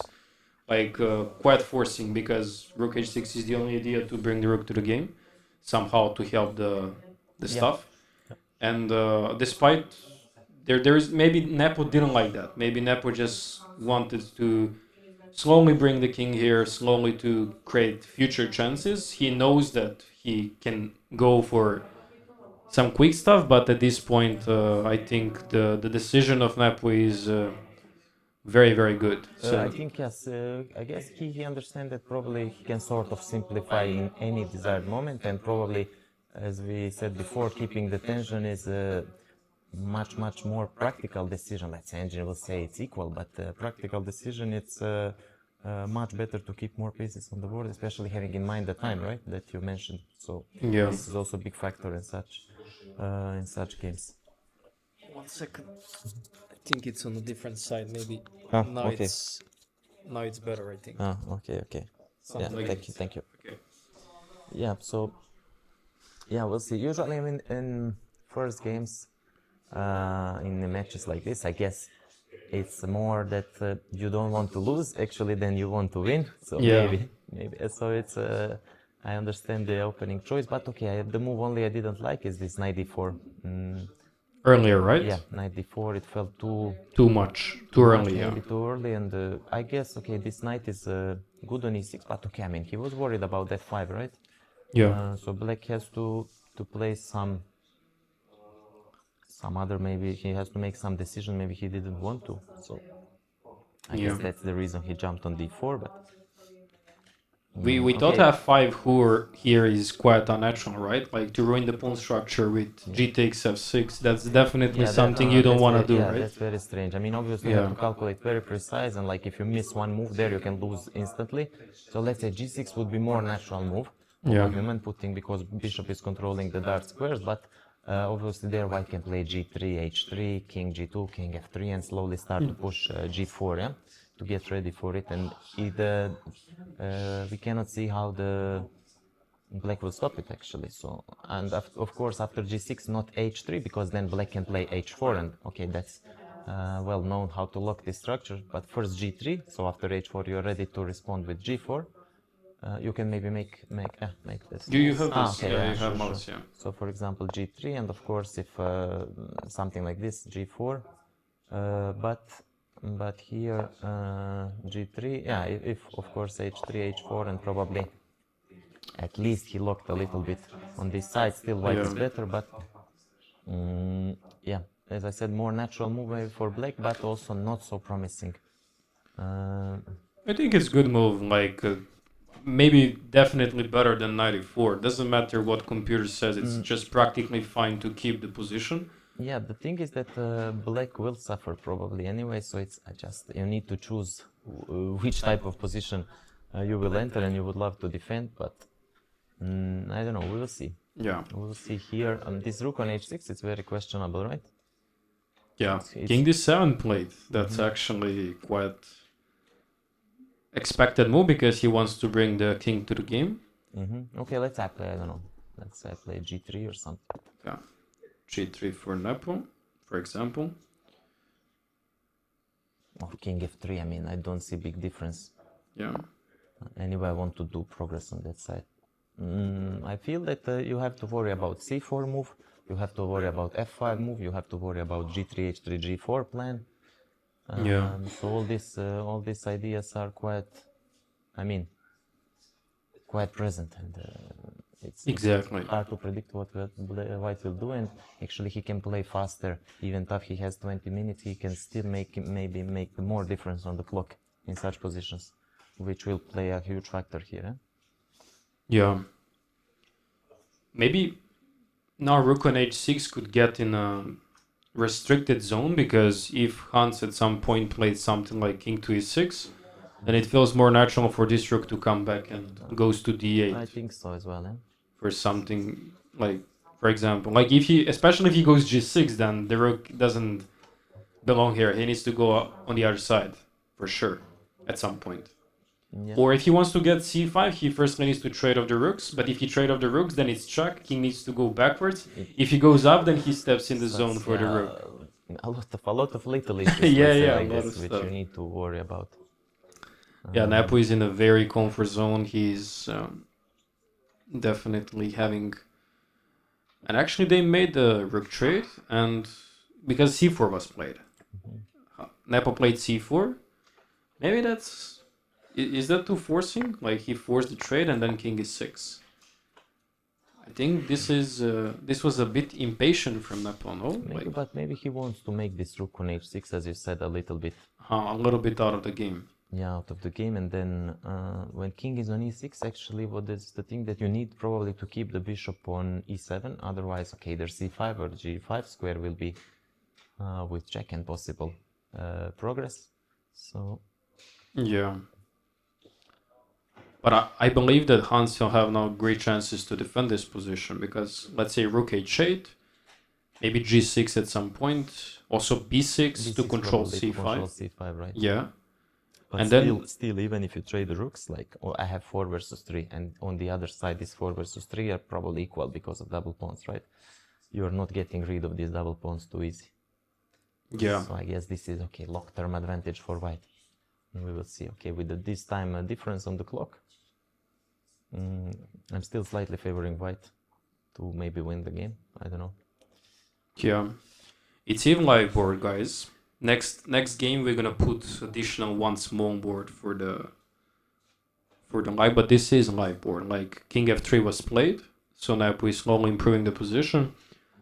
Hans should go g6. This is the plan that Hans will most probably implement in the next few moves. Like this, all these moves that we consider, I think this is something what he'll do most probably. This is the natural way to continue this position. Otherwise, if he plays something risky, but I don't believe that he'll go for something f5 here. That's not gonna work. f5 will be too much. It will also create e5 pass pawn or f6. f5 or f6 are here not working, like we had recommendations earlier. g3, h3 from Nepo will come at some point as another improvement, and the reason why h3 is because if you want to stop firstly h4, obviously. b6, a5, another improvement on the queen side for Hans, and then we have this defending position. Do you have any questions for Luka, guys? Yeah, maybe. Okay. Somebody said we are too close to Too close to each other's. the playing hall. I think. Yeah, like. Oh, too close But to the... okay, I guess we are not too loud. Like. Can they hear me? Yeah, I don't know. A little bit when the doors are open, but very little. But Oh, very little. Oh, okay, okay. but okay, I was in bottom row, so maybe I could hear a little bit. But okay, I mean, Oh, okay. And we have some moves on the board. They're making some moves. G6. Okay. yeah, I think we said it's like a natural for this structure. Yeah. Controlling f5, still g4. Rook is coming back to the game. Yeah, let's say maybe this is slight improvement to the position of 5-6 moves ago for black, I guess. Yeah, For sure. slightly more easier to hold. That's for sure. But okay, I mean, let's say I expect really a lot of fireworks in next games. They both are very dynamic, very sharp players. As I said, for first game, it's very natural to play positions like this, but I think we will see more fun in the next games. This one is not so exciting to watch, but I think they will easily compensate it in the next games, and we can expect really good match. Great. Thanks for joining the stream, and maybe if you visit one more time, you can. Yeah, for sure. Thank you very much. Thank you. See you. Good luck with the stream. So,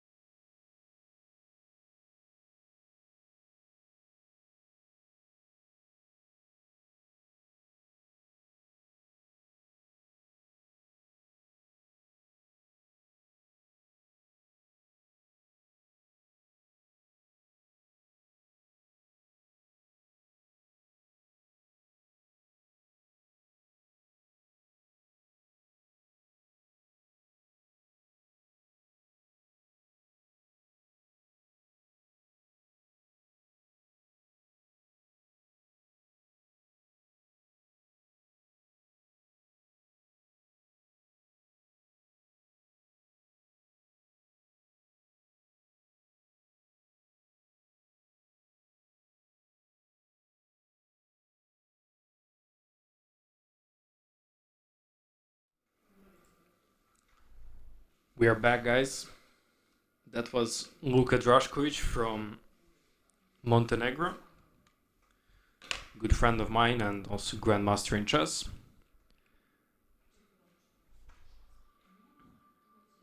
I'm gonna try to bring more people.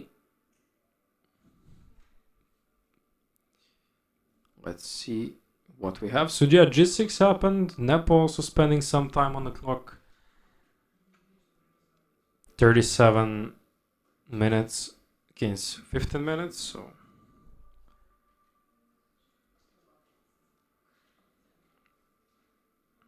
let's read the comments a little bit. I like 32p video. Me too. This is another stuff that we are going to check out after the first game, but everything works.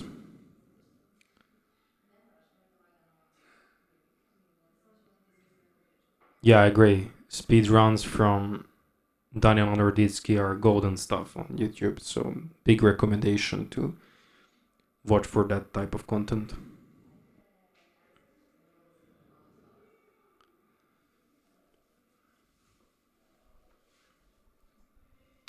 An absolutely best commentator, yeah.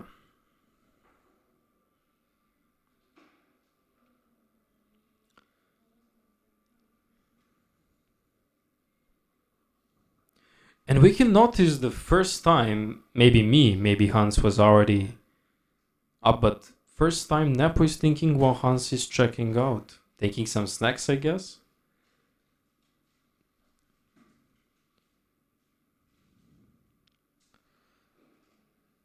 A little bit video is a bit frozen because of connection problem. And did he play the move? No, not yet.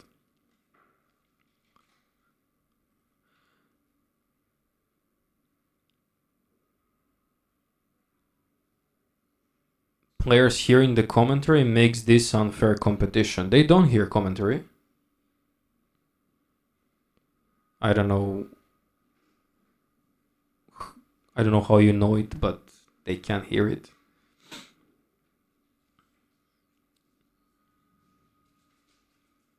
Will NEPO come if he wins?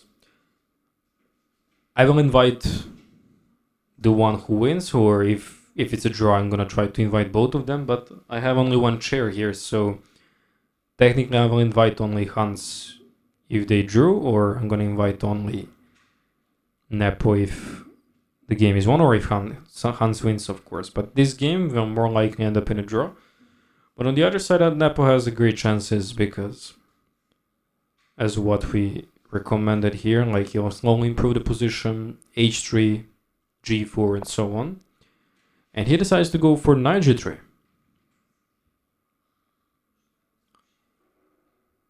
Knight g3 actually makes a lot of sense.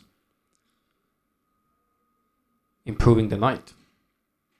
Do you see, guys, where this knight goes?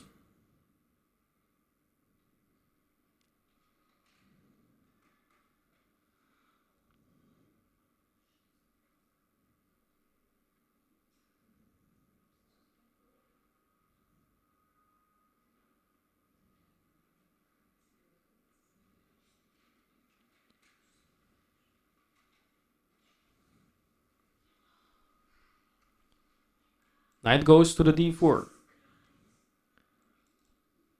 That's actually quite uncomfortable square. So we can notice that after 92, 94, this king has to go that way, and then knight f5 is a very nice trap. On the other side, if Hans picks to go c5, then he creates a fixed spot on d5, so then NEPO can look for that square. And if Hans plays something like c6, then 94, 96 could come. So it's very double-edged decision for Hans, how he's going to defend this problem. Let's say he goes rook h8, then we have knight to e2 to put some moves on the board, c5, and to stop knight to d4. And now this is the idea that I think that NEPO will try to do. Like, this is quite uncomfortable for Hans now, because if he tries c6, then we can notice that now that d6 becomes a little problem here. Also, the idea of g3, h3, g4, slowly improving the position could become the game, yeah.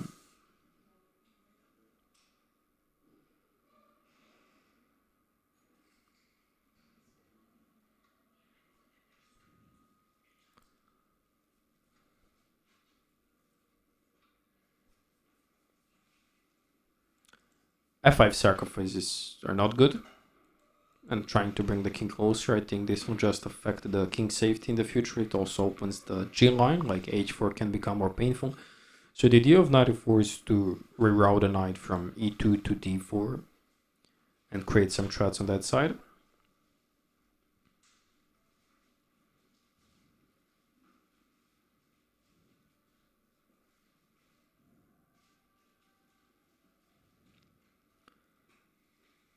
It's getting more intense, and before it gets more intense, I'll just take 3-minute break here, guys, and I'll be back really soon. For that time, I'll leave you with your camera and the board. Be right back.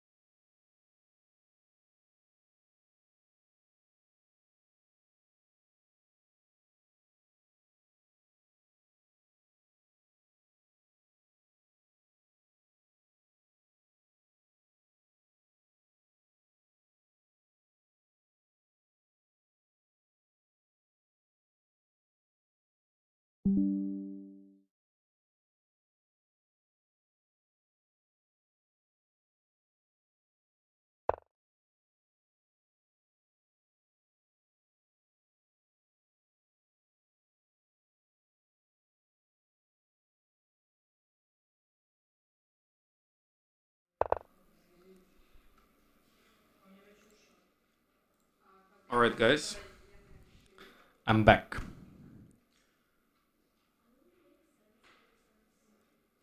We just got a couple of moves on before. Let's see what happened. There was a check. After 92, as I recommended, Hans is going to play knight to d4. NEPO. And then f5, check, king f7, and knight to b3. So technically, NEPO is looking to play rook to d7. It's a big threat. It's very hard for Hans what to do now. Let's say rook to d8. Why that doesn't work? That's a big blunder because of take, knight a5, and then he's dropping the pawn. That will be a game over, so that move is not possible. Rook d8 looks such a natural move, but it drops the pawn. If you firstly try b6, then rook to d7 enters, and that's another problem.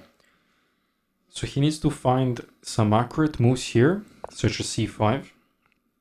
The point of that is, if knight f5 happens, then this pawn is not technically hanging because it's a poison pawn, and then on b2, NEPO will have the similar problem. On the other side, it's not great to allow this type of moves for knight f5. There is actually double threat, a really intense moment for Hans in this moment. It's quite unpleasant because potential blunders could happen. And I believe deciding to go f5, was that the only move in the position? I don't believe so. But he just wanted to get control over the certain squares. Like f6 is definitely also not possible. And he also wanted to get a square for the king. That's also another thing why f5 was played. But I think c5 and let's say knight c3 and then c6 is more realistic to come. But maybe he was not a big fan of allowing then the d6 business.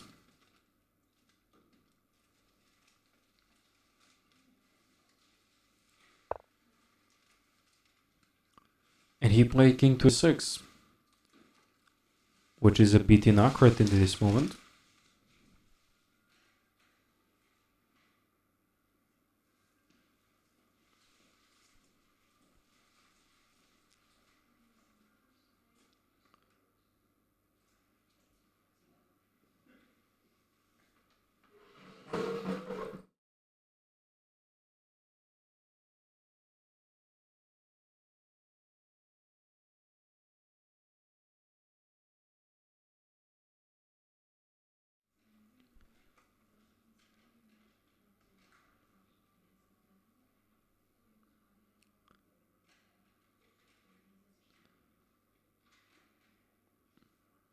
They are escorted to the restroom if they want to get to the restroom. So there is a specific arbiter that is going with them to the restroom. And restroom is a bit far away from the playing hall. It's not too far, but let's say 15, 20 seconds by walk. It's not in the playing hall, unfortunately for them. And also NEPO getting more confident here. He's seeing some stuff now. King to e6, knight e4, king f7. Hans is fighting for a draw in this position. Knight on a5, he wants this move c5, and if knight b7, then suddenly very big counterplay for the Niemann. And taking on b2 was possible. So I believe in this moment that NEPO will start improving the position slowly. Like, let's say maybe g3, then h3, then at some point rook d5, followed by g4 breaks. On the other side, if NEPO suddenly decides to break with something like a3, b4, this will help Hans, because he will exchange his double pawn, also will make 3 versus 2, it will not be the following structure that we have on the board. let's say rook to d5 here is a nice point to put a pressure on the c5, but bishop is always here. So let's say b6, knight c6. Because bring the knight back to b3 doesn't make so much sense, but also knight on c6 could get into trouble. Because the only way how to get outside is from a7 square. So maybe here a5, I guess. Maybe they can exchange on e7, king takes. Thank you. And at this point, I don't see how white improves enough here to put pressure, because obviously this king is not getting that easily inside. Like if he tries king to g3, there is h4 move. But this is the only move that saves the position. Because if he allows king h4, king g5, then that's practically over. This is practically over. So that's why h5 would be the only move, and then king to f3 provokes that move. But yeah, now very hard to make improvement. If g3 ever happens, then the h line gets open. This is hardly possible because it will just open the a line for the Hans rook. So yeah, let's go back. Somewhere here. Also rook d3 is possible as an idea to play rook to b3, but still I think Hans doesn't mind playing the move b6. So what is the best option for NEPO here? c5 is not logical move at all, because you are putting the pawn on the square that's only protected by knight in this case, and pawn on c5 doesn't have good defenders on the other side. So c5 is more following idea of knight e4 check, I believe. King moves and then something like b4. That's actually a potential threat. Rook to d8 is not possible because we're gonna make some trades and then knight to a5 again. It gives the square for the king, but since we have the rook on d1, this is never possible.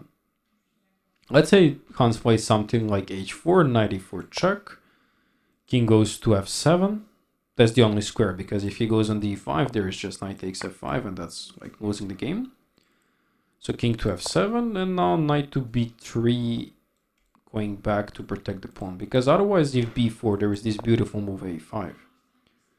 And if a3, we're gonna make just trades, and then suddenly this rook is coming to the game and creating some stuff. And actually, what we recommended, NEPO played the move rook d3. c5 was not natural at all. We can get back to the c5 move, because this is more like a computer move. It's quite a computer move to play the move c5. Okay, let's make this point. If h4, what's the deal? To improve the position again slowly, just to shut down this bishop. It's logical, but then you're kind of fixing your knight here. Also some moves like a a5, like not just h4, there's also an a5 move here. And if you take this guy here, still rook to a8, and then putting the pressure on a2. That would be a mistake, giving an counterplay for Hans Niemann. So yeah, we have a very intense battle now.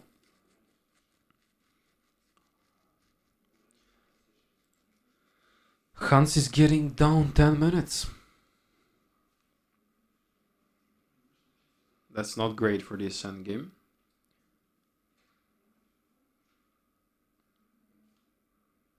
Let chess speaks for itself.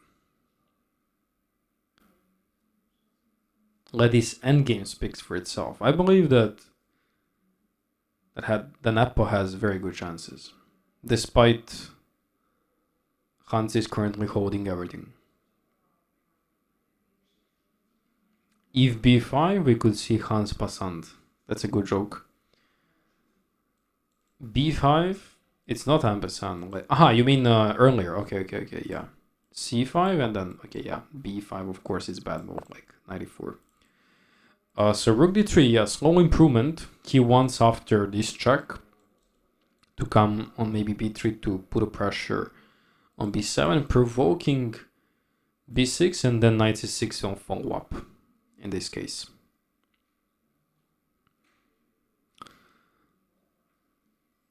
Is there increment? Yeah, there is 30 seconds increment after each move.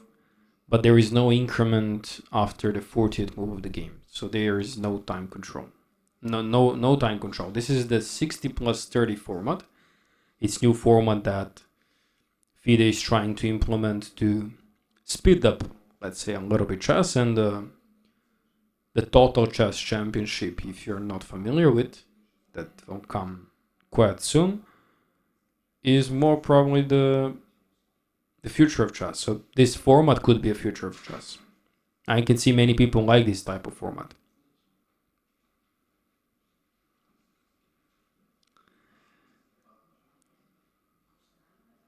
Good joke, you said, with the most deadpan tone.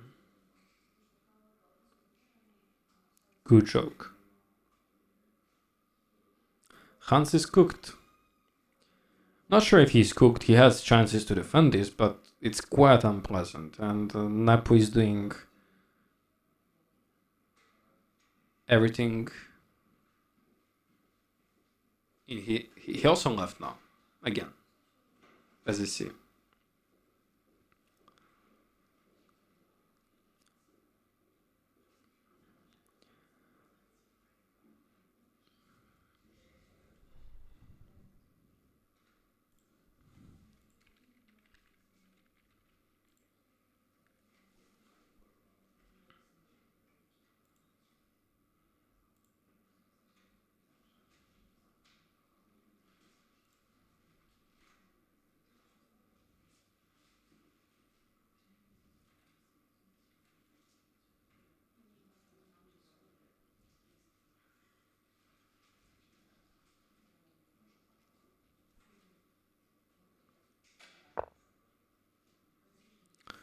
Rook to b8 played.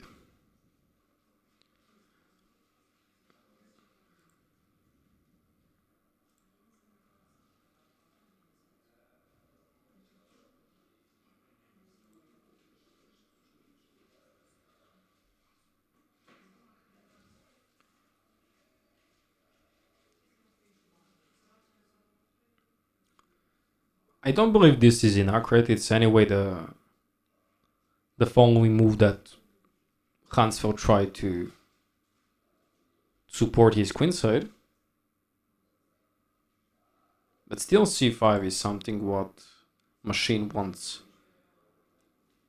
And okay, now NEPO is not present, so he wants to make full pressure after that on Hans' clock, I believe so.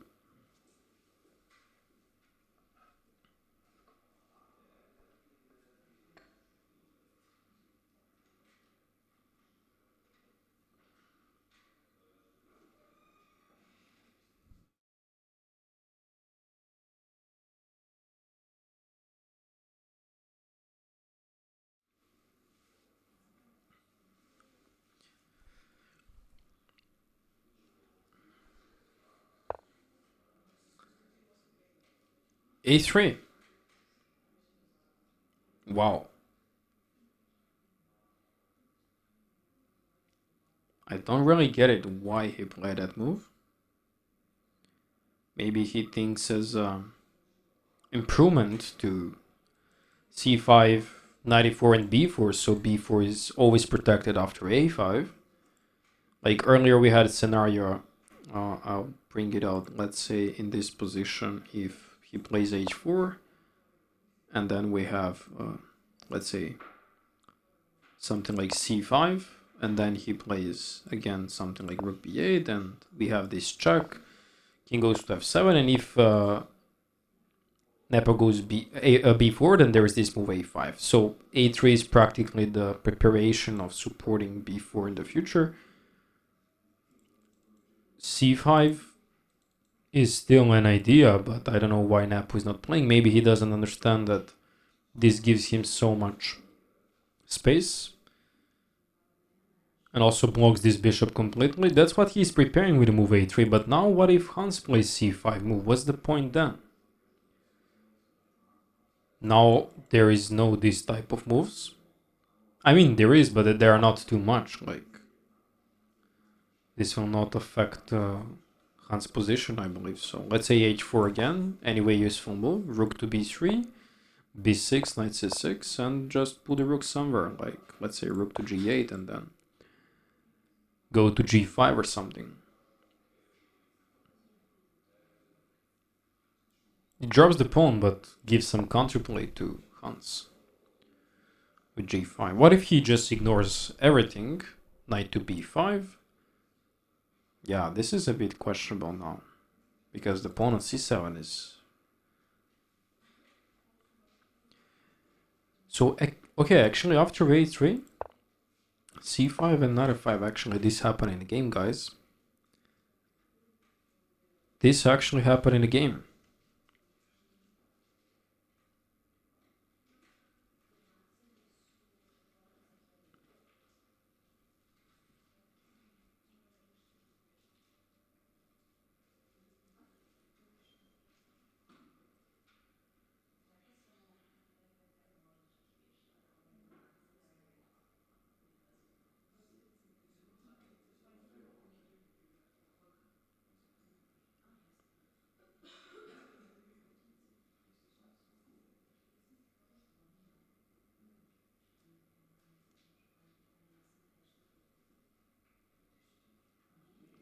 Why are not using the ENDGAME.AI analysis board? It's because I think they didn't coordinate it on time. That's why they told me to use Lichess for the first stream, like just for the first stream. I think for the next for the next game I'll chat with them and ask if ENDGAME is working. I know it's working. I checked the website. It's working, but I think at the beginning was not working for some reason.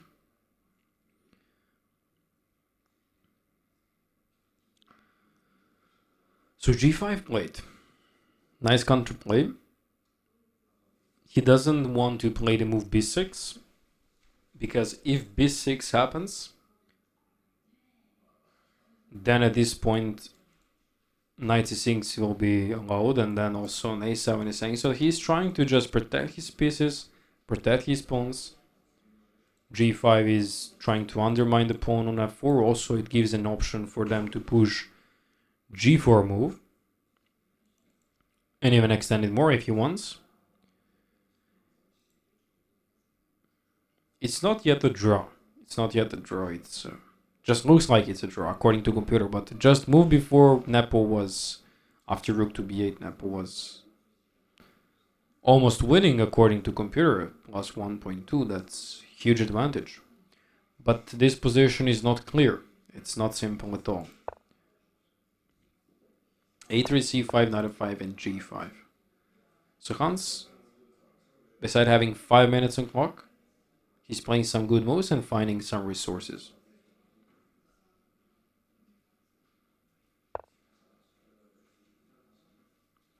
g3, quite natural, trying to consolidate the structure.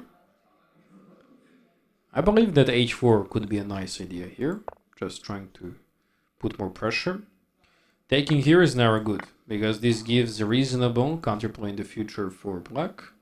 But even g4 is better option, I believe, or g takes f4. Then later taking on h4. Yeah, reasonable, very reasonable. That's why he's most probably opting for that. I think Hans gonna lose on time. I think that's hardly possible to happen, because they have an increment and... Oh, he decides to fix the structure with g4. That's a bit weird. Maybe he relies on h4 and then in the future something like rook h8 maybe. That's actually possible. We'll see.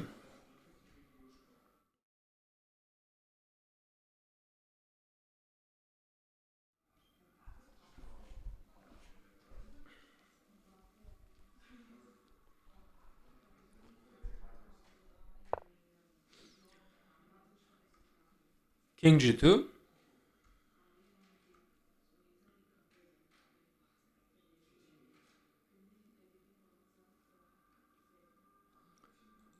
Preparing h4 now. Maybe Hans is about to play that move. He doesn't have so much time to wait here for some other strategies. Most probably he'll rely on some waiting moves, repetition. That's why he blocked the structure. That's why also he didn't want to experiment with keeping the pawn on g5, because if the pawn remains on g5, what if in some scenario NEPO decides to take on g5? Despite even losing the central pawns, he has king, he has rook, knight can come to the game, while this rook is out of the game, so that's what he's gonna try. But after getting here, finally he played a move h4. And his idea will be maybe to take and then get around with his rook, or just keep the tension, just keep the pawn there. Taking to h4 is possible, but it's not recommendable for NEPO because it's destroying his pawn chain. As long as he keeps this, he's totally fine. And no counterplay from Niemann. Rook d8 doesn't exist because the pawn on b7 is fallen, so. And if you play b6, then you allow them to pressure your a7 pawn, so that's a bit problematic.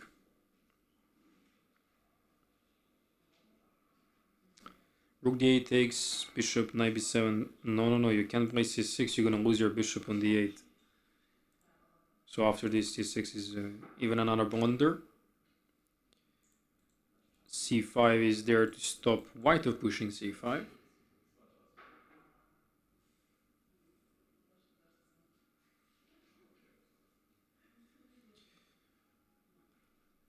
I should turn off the evil bar.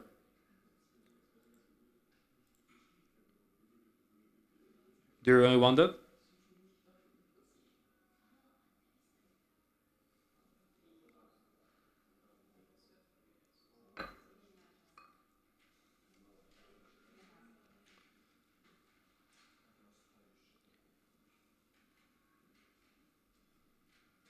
I don't like h4. But okay, what if he plays h3? Oh. Yeah. We have some breaks. NEPO is playing for an advantage. So okay, g takes, king takes, h takes, rook takes. This is potentially interesting. Because rook is always stuck. Because of b7. So he practically locked down his rook for his knight on a5. Which is fair trade on the end of the day.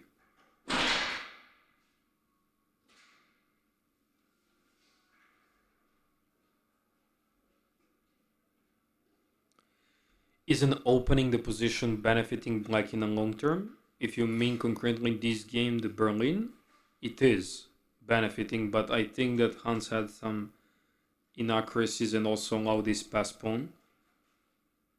And generally better knight than the bishop in this case because it's quite blocked. And Hans played a6, so he's preparing the b6 thing and also to activate on g and h line because NEPO suddenly decided to keep these pawns here. So what if this happens? F takes. Despite giving two passers now, position is still comfort for Niemann because after something like b6 he can also create a passer. So I believe here this h3 could be more dangerous generally and overall than these two guys. And a6 is nice prophylactical move. Also sort of preparing the move b5. Maybe in the future. Like it's possible to break through if he needs it. But it's more like a prophylaxis against knight c6 and then not losing the pawn on a7. This is quite more important for Niemann.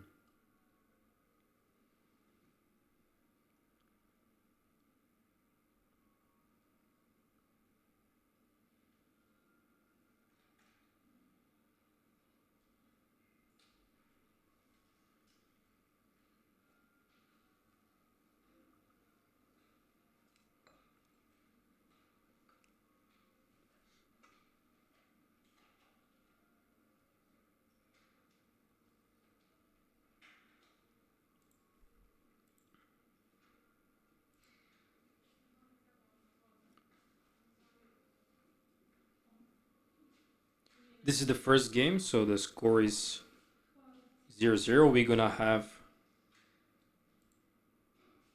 We are having 8 games, 2 classical games today. This is the first one, game 1.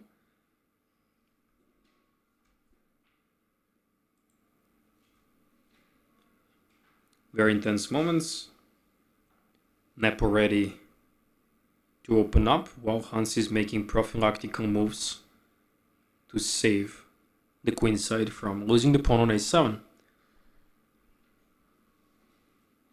There is 8 classical games. There is no additional increment. This is the new format, 60 plus 30. So after the 40th move, they will not get time control of additional time.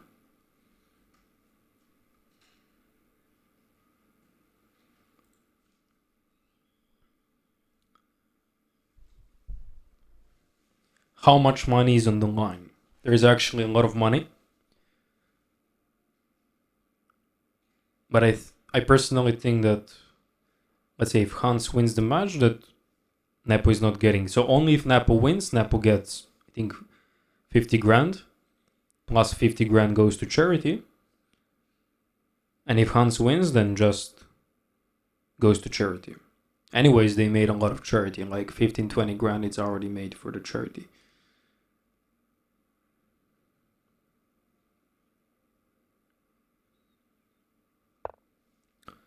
A4 by NEPO.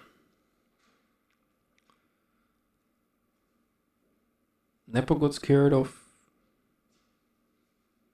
something on the queen side.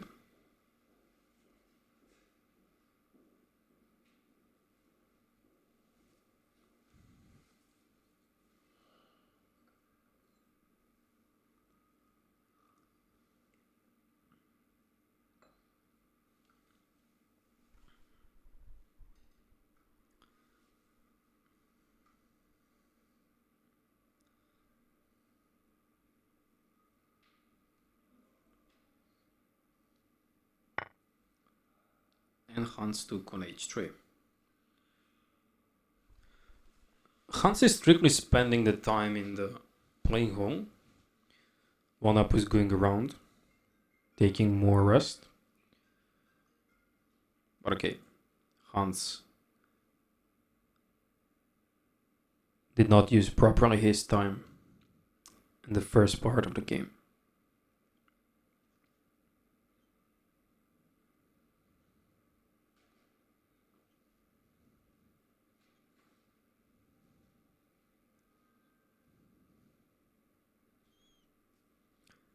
Everyone in the chat, 1 for Hans, 2 for NEPO. Let's see who is more here.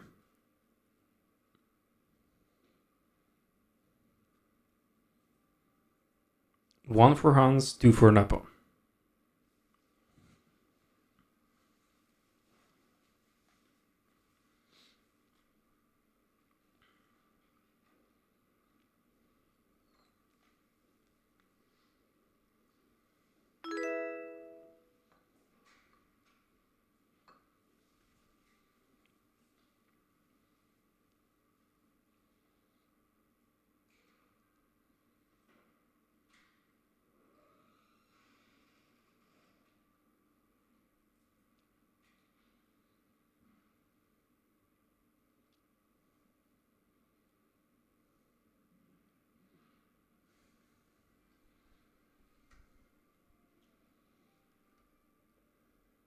Yeah, it's his channel, but technically there is also a lot of NEPO fans.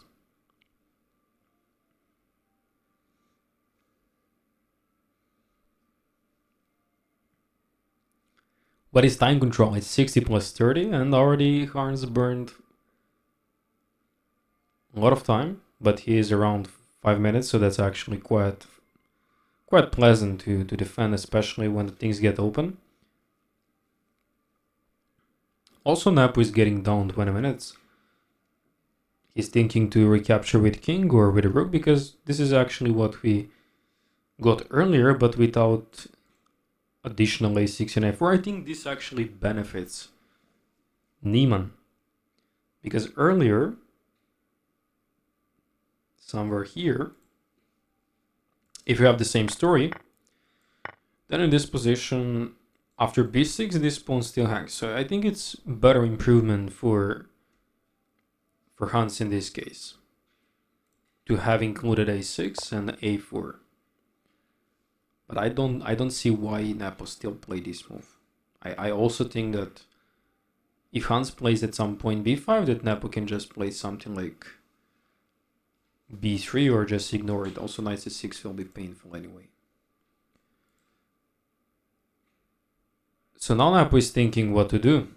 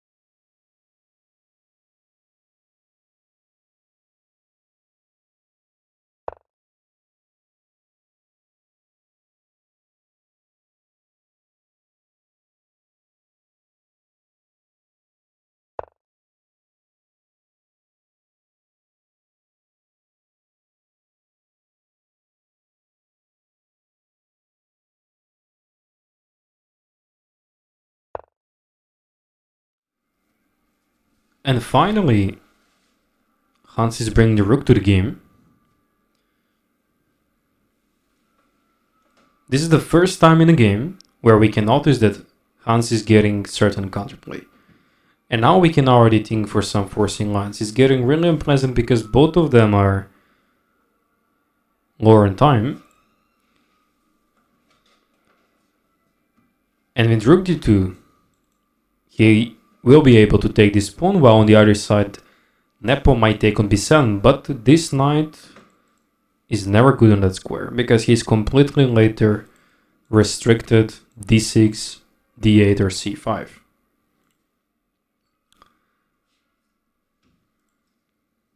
So if we have, let's say, knight takes b7, rook to d2 check, king comes to f3, and if rook takes b2, knight to a5.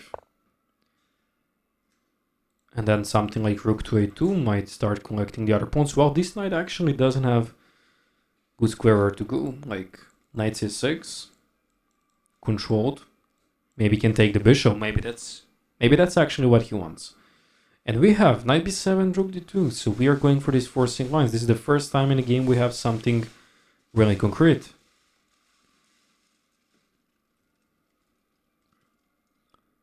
Will Neiman manage to get some problems for the NEPO for the first time of this game? King to f3. He can also try to give the check and force some repetition if he wants.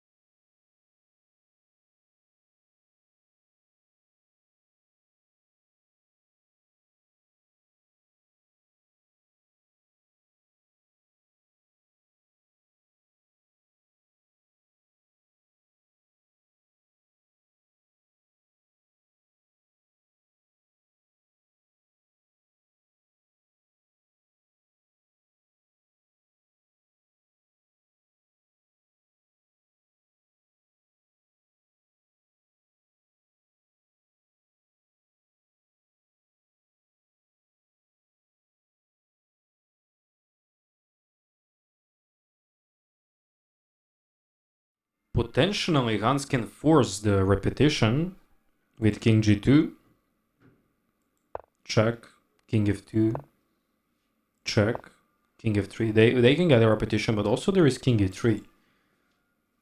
That's also another thing what can NEPO try. And also we have rook d3. Guys, is this the first time that we might get something?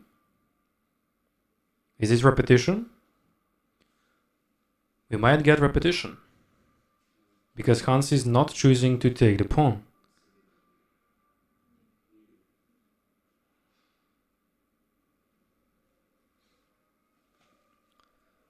Hans is forcing Nepo to go for this line, I guess, king e3 and then take, but now the problem is that his rook is distance from the king, so once the check comes, king has to come back here and then some problems with this will appear, no?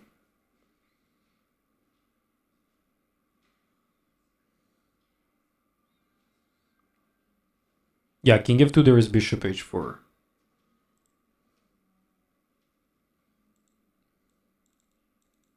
That's the problem, yeah.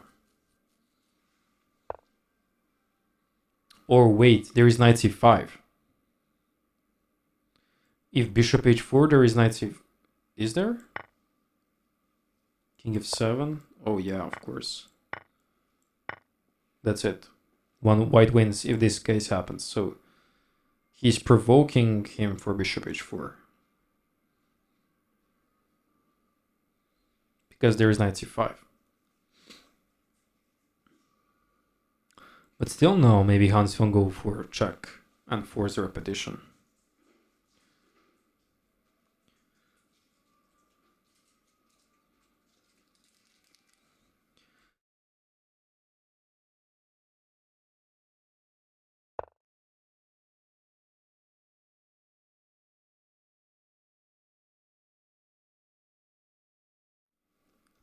And now we are getting rook to d4, putting the pressure on f4 and c4 at the same time.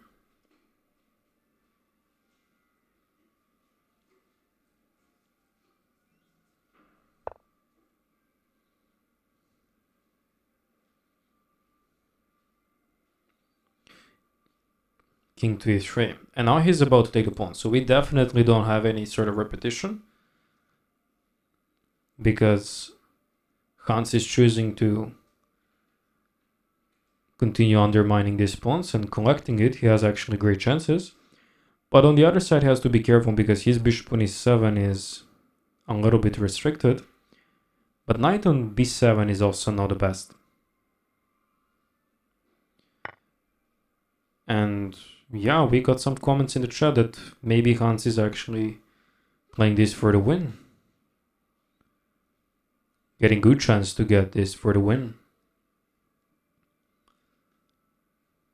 First time in the game that Hans can decide something, even though white is still comfortable with his pawn on e5.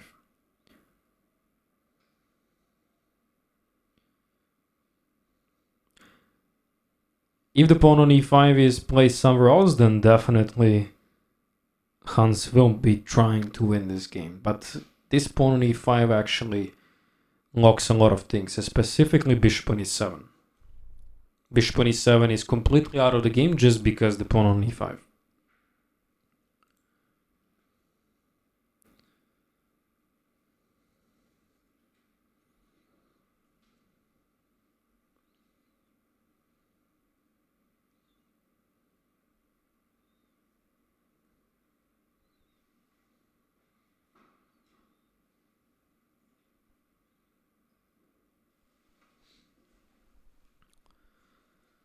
How about rook g7?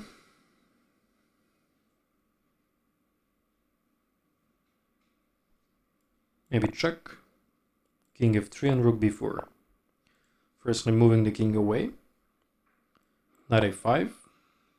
Takes the pawn. Knight b7. Okay, I think Hans can actually force a repetition here if he wants. If he wants to decide, otherwise he can try to play for, you know, something. But it's weird where to place this bishop, because anytime he moves the bishop, then there could be this annoying check here to like move his king backwards or something. So he actually plays rook g7 and king e6. And now this is also another moment where Nepo can go for perpetual. Rook g6, king d5, rook d7. Because knight on b7 can't really do much. And if he goes for this, then we might have, again, another pattern and moment for the repetition. But Nepo still goes for something, forces Hans to take on a4. This is the only move. Rook takes a4 is the only move for Hans. And he actually... Okay, he still don't play the move, but... white okay, oh my bad.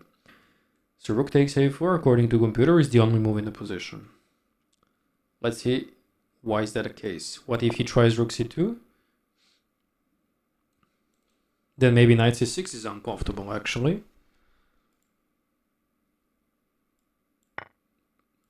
And how about this? Why is this so much different? It's because at least he's taking the pawn and maybe keeping pressure on the f4 pawn. Like rook is more active on the 4th rank than on the 2nd rank. So 3 minutes 30 seconds for Hans. He decides to take the pawn. That's a good question. Why black can't insert a check and then go for this? I think that's a long story. Maybe in this scenario after rook h7 there is no bishop g3. I think that's the case. Because earlier if rook takes a4, knight c6, bishop h4, and now if rook h7, I think bishop g3 is one of the moves that Hans can try. Yeah, this is definitely.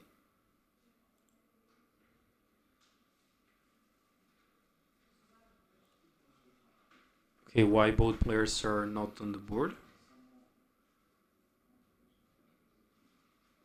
What happened?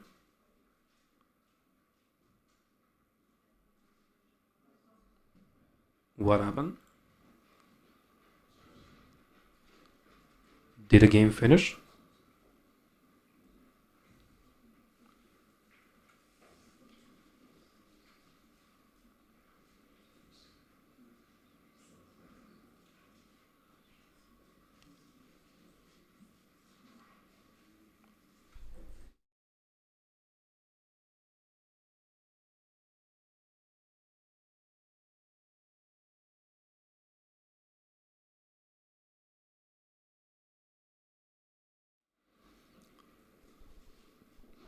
Both players are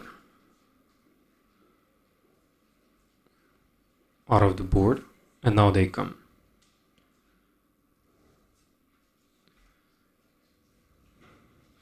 Very weird.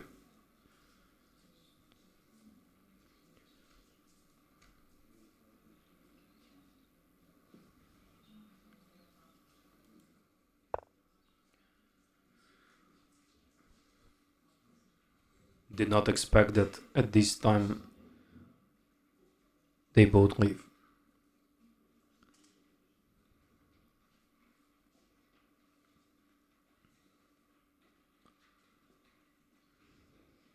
So yeah, now bishop h4 will happen. This will allow Hans to get bishop to g3.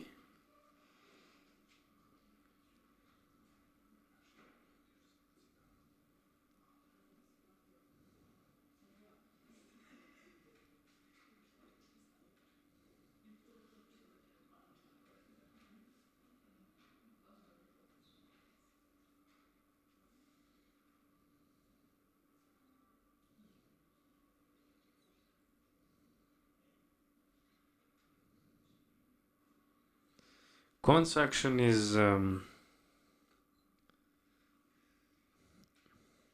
cannot say funny, but be present, guys, please.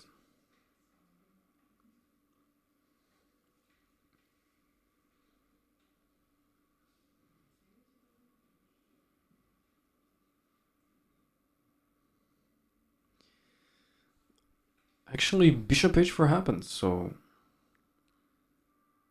Hans is definitely doing a great job because now rook h7, as we mentioned, there is this bishop g3 in the previous scenario. Rook check will just give option for NEPO to control that square with the king. But on the other side, after rook h7, there is even an option to go king d5. Despite losing this bishop, he'll get the knight on c6.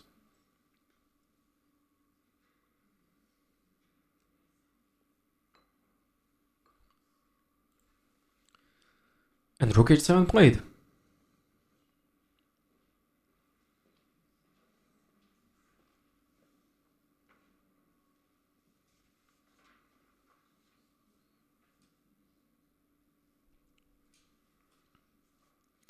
Quite intense moments in Belgrade.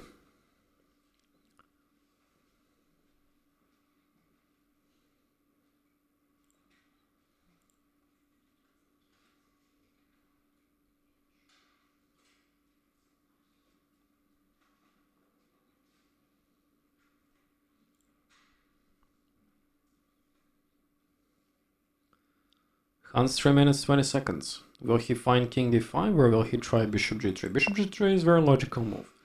But this allows some knight e8. And after king d5, rook d7, king c4, we are actually entering quite unpredictable moments because this becomes quite blitz game with all these moments where they need to calculate. It's getting tough. But what is good for Hans is that he has a bishop. And the NEPO has the knight. And these pawns are on the dark square, so he can undermine them quite easily. On the other side, for the endgame, if Hans want to defend this position, sometimes he can sacrifice this bishop for these two pawns and try to collect the pawn on b2, where the endgame is complete draw.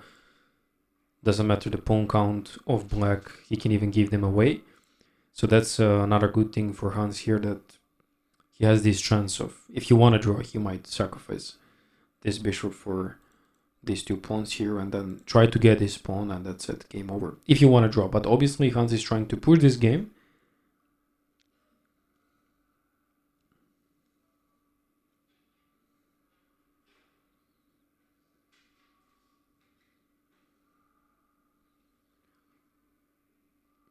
King d5 is a very nice move here, because knight e8 is now not possible. And if he tries to defend the knight, let's say with rook h6, I believe that he doesn't get anything with that. And actually, after we have the light move, we have bishop e1. And the NEPO is completely winning. What's happening? It's suddenly +3. What happened? Hans gave this check. This is the check we mentioned was not good, because improves the king position. King is better on f3 square. And bishop e1 is a huge blunder. NEPO is completely winning. And it's not with one move, he can actually play a couple of moves to stay +3.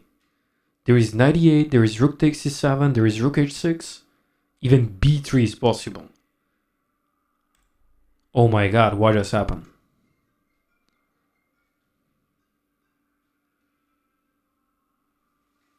And NEPO played some move I can see on camera. He took on c7, but what was the idea of Hans of playing bishop e1? I guess he wanted bishop d2 and then to put pressure on f4.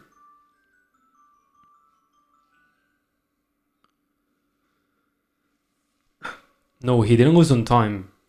The game is still going on, but there's a lot of problems for Niemann currently. Yeah, time travel for sure, but I don't understand bishop e1. Like, I think it takes so much time. King d5 was really, really necessary. We might have NEPO coming to the interview after the game to analyze a little bit with us.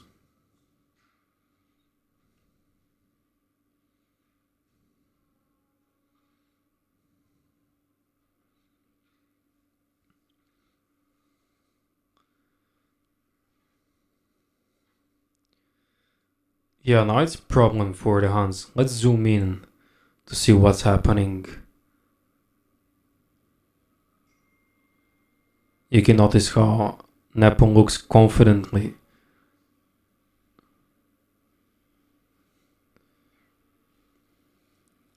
Hans played something. a5.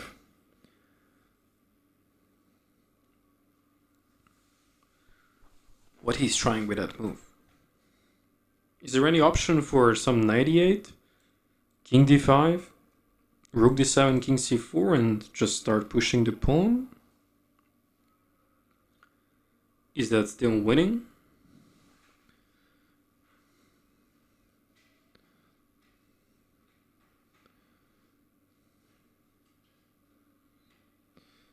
Yeah, this is the positions that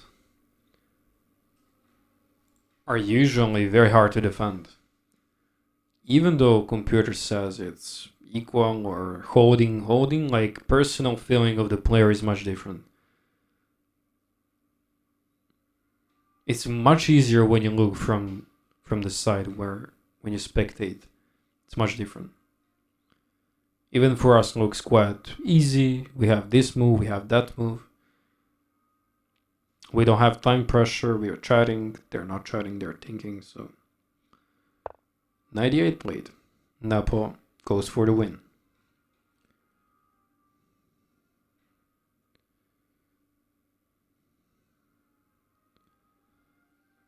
NEPO goes for the win.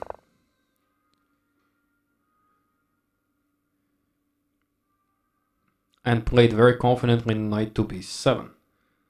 Currently threatening the fork on d6, and this is practically over.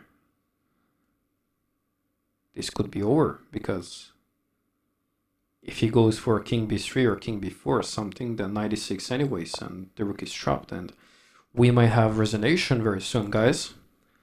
Let's zoom in. NEPO knows it's winning. We might have resonation now.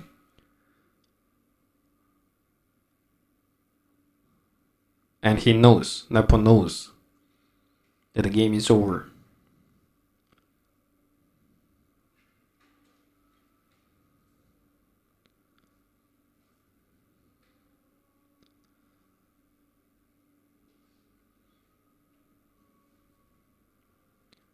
HANS in a big problem. He played rook d4. But now it's knight e6 again possible. e6 push is also possible, and NEPO going for that pawn storm by exchanging the rooks. It's practically game over, so HANS might resign sooner or later.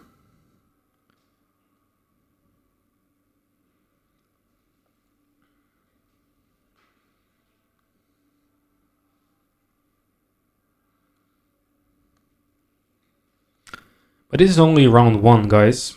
Round 2 comes this afternoon in a couple of hours. And every day until Monday we're gonna have 2 games. But HANS is not resigning yet. He brought a bishop back to h4. He is controlling the e7 square. So, despite trading the rooks, bishop controls that one.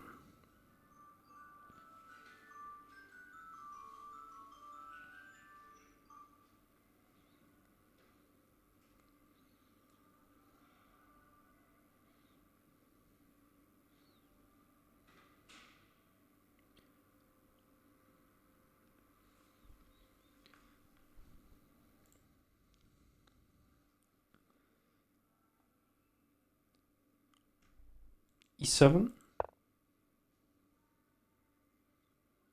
has to sacrifice.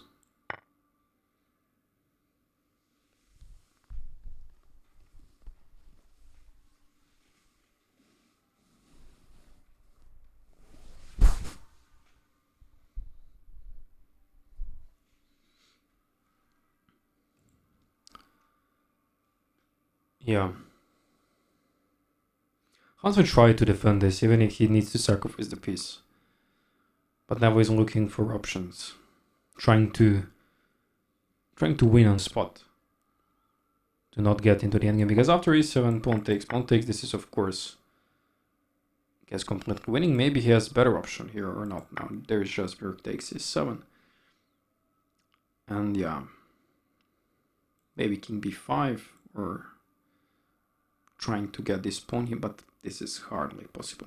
Like also this or this move are coming and these pawns are just falling. Let's see what option NEPO will choose.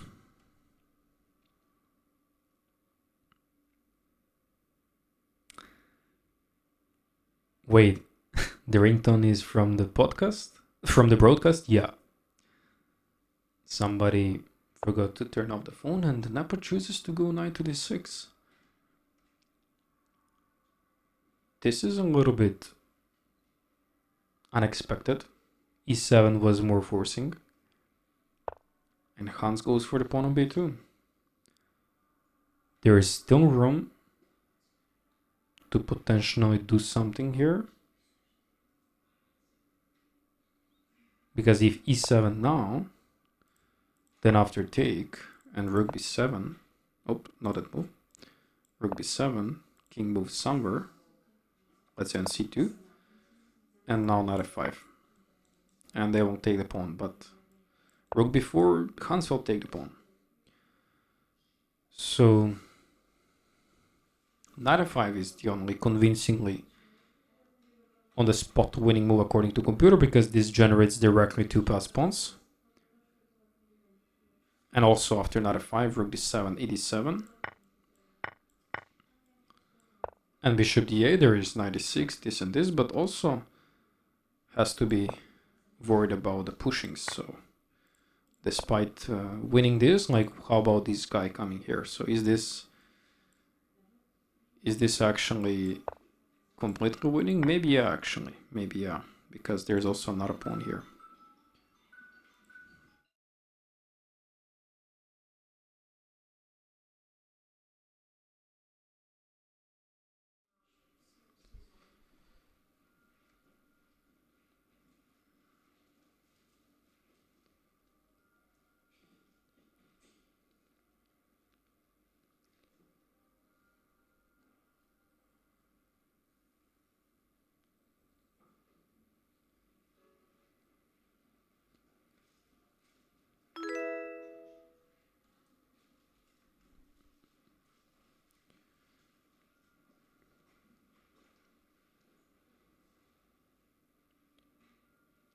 Such intense moments.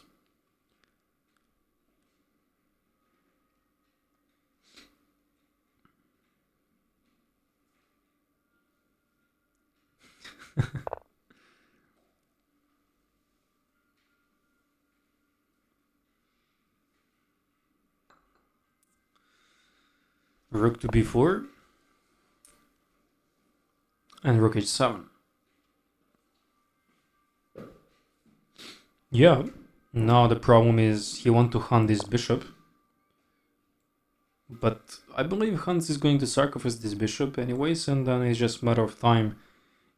Will he be there to promote the pawn, to get some counterplay with that pawn?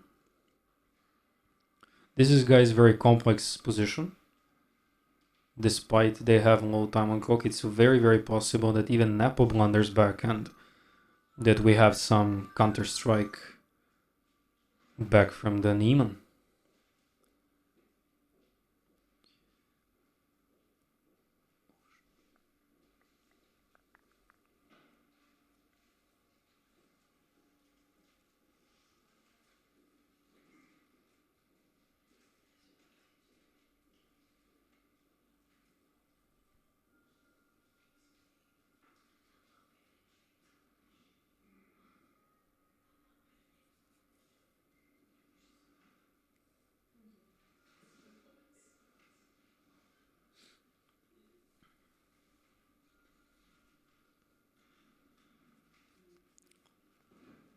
Hans Niemann under 2 minutes. 1 minute 30 seconds. Without increment. After the 40th move. They already finished 40th move, but there is 30 seconds, of course.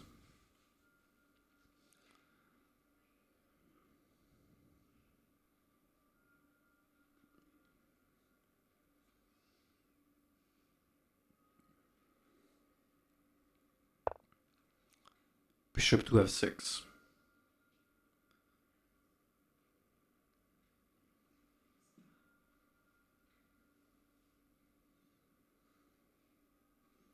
Expected move. Keeping the control over the e7 and also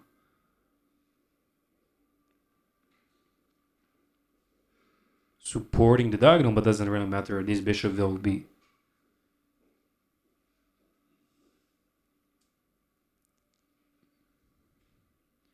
This bishop will be there to get sacrificed on e7. That's what I'm trying to say.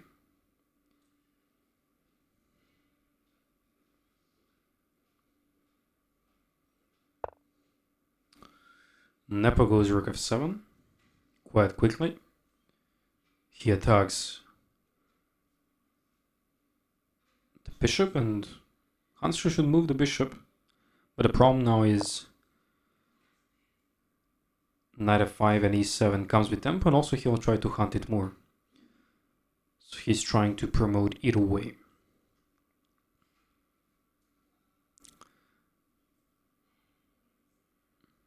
e7 is something what, of course, Nepo can play, but this is actually what Hans wants. Hans wants this position. Hans wants this counterplay. But of course, Nepo will take the pawn on f5. And then he'll look to, at some point, get e7, but now he got additional passer.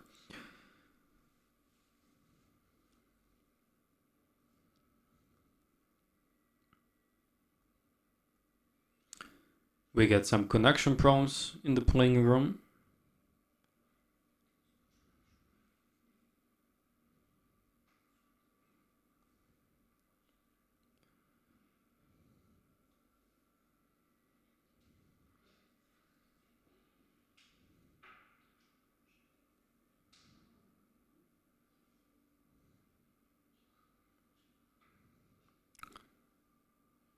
Who will win, guys?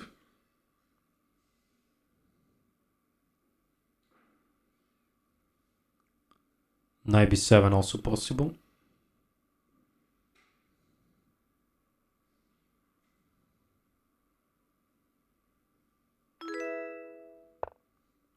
He plays it. He wants also to take c5.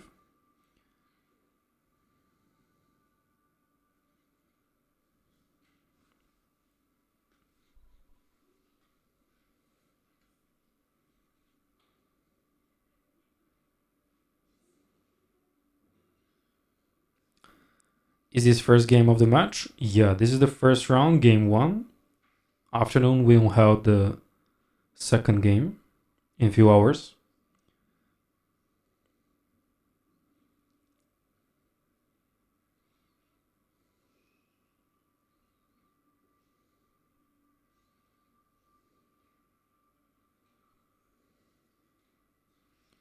Time control 60 plus 30, but that's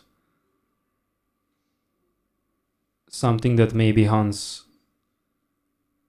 got a problem with because he doesn't have increment to think earlier more about his position. Now this is very uncomfortable for him because this is completely winning position for white, even with many options how to win. Because now knight takes a5, check is coming. King takes b2, let's say. At some point e7, bishop sacrifices, and maybe rook a4 hunting the knight. Okay, knight b7, c4, knight e6, c3, I guess. But yeah, very good chances.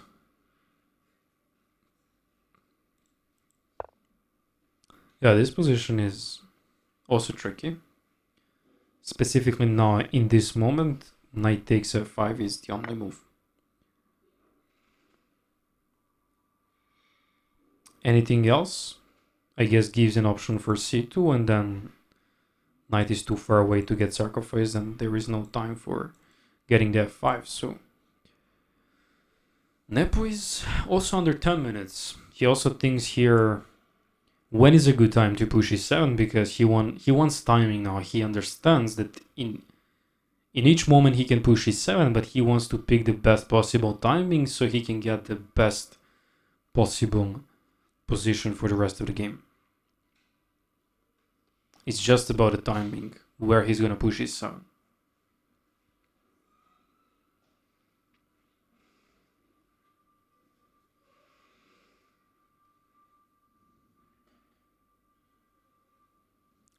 Hans doesn't have time to use the restroom. He was like already for half an hour, maybe more, on time scramble, like 4 or 5 minutes. while NEPO is chilling around, and there is some moves. King c4, takes on c5, king c4.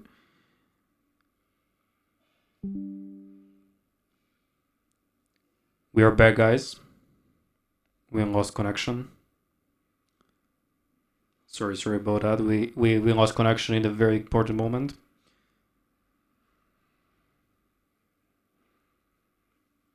But we are back. Is it good? I think we are back.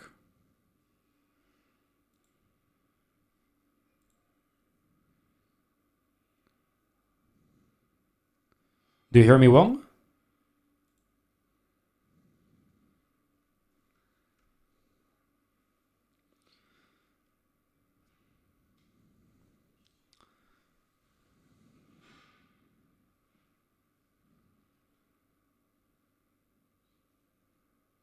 Great. So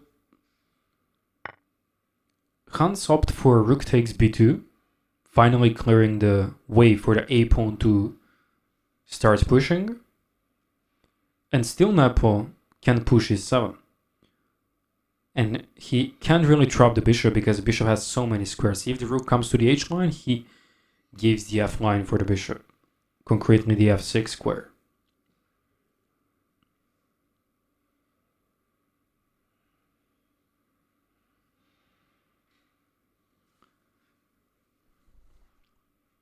If the knight leaves the c5, then this pawn can start rolling. So Hans understands that he's losing here, but he's giving his best to save the game. And what he wants now is maybe to go knight g5, close the diagonal for the bishop, and additionally support the pawn. But he doesn't even need support for the rook because rook is not behind the pawn. So that's also another great story for NEPO.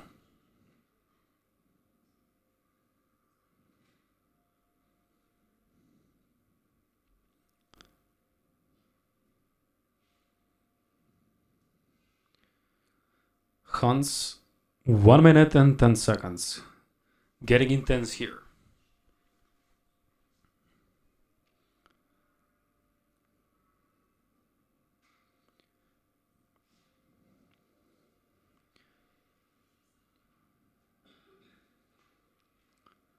Now it's Hans on the move and he pushes a4.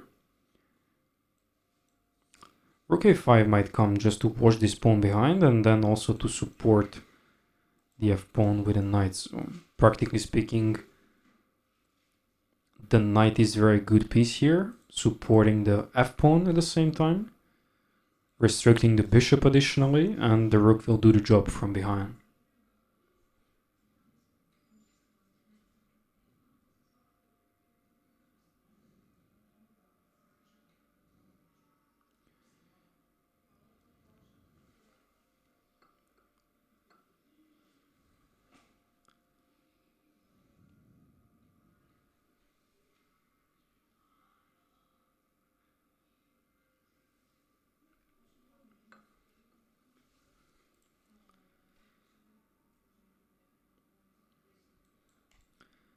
Knight e6 back. I think that's not good idea because knight just settled down on e4, controlling the squares. I think rook a5 is reasonable. Let's say king b4 and just rook a8. And the next move might be this, and then this, and then this. And that's how NEPO could win the game. But he's using his time wisely. He's being careful, patient. 8 minutes, enough time to win the game.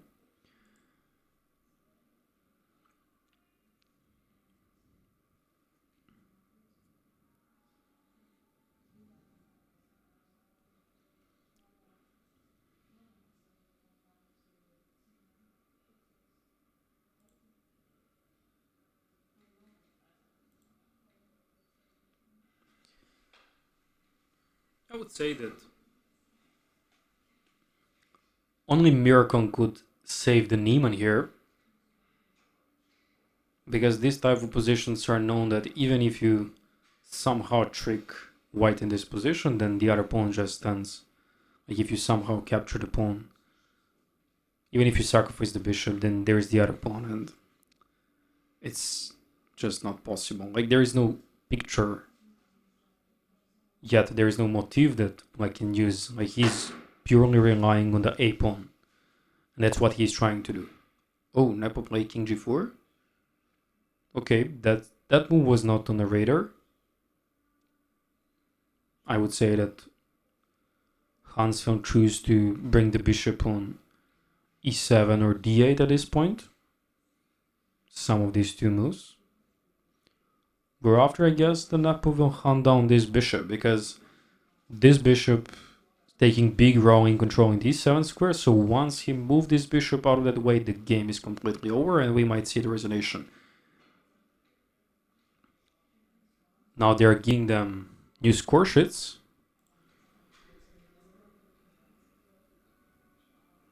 Nepo needed a new score sheet. Hans played a move. He played bishop to e7. This camera is a little bit frozen, so let's get back to the main screen. Rook to f7. Very, very logical from Nepo. Hunting down this bishop. Bishop can go to d8, and I think this could be a perfect moment for e7. Finally, the great timing. But he decides to go bishop to b4. And now e7 is the move that I think Nepo will choose, because this is the right moment. Rook will always look. That will be pretty much the winning scenario for Nepo. e7. Hans will sacrifice the piece.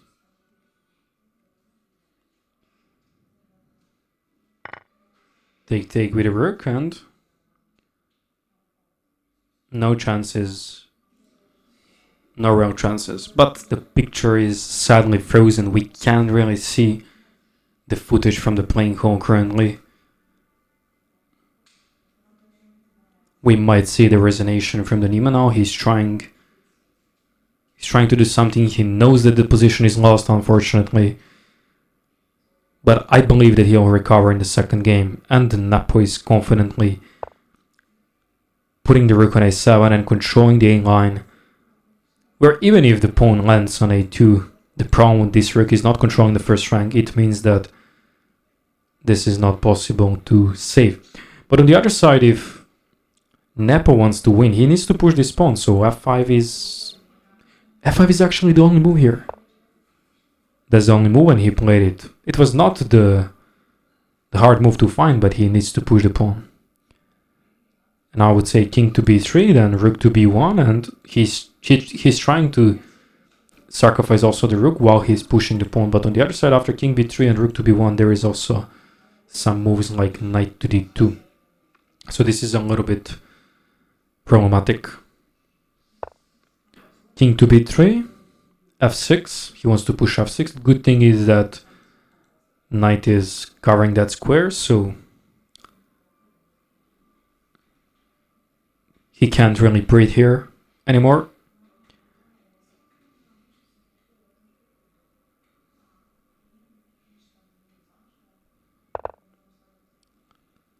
Rook to c2.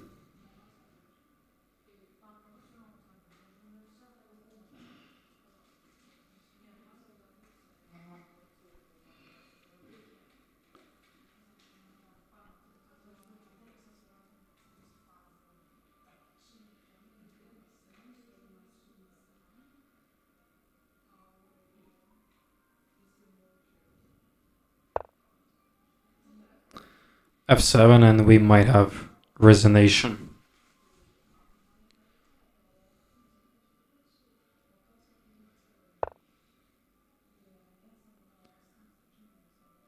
He tries to hold it, but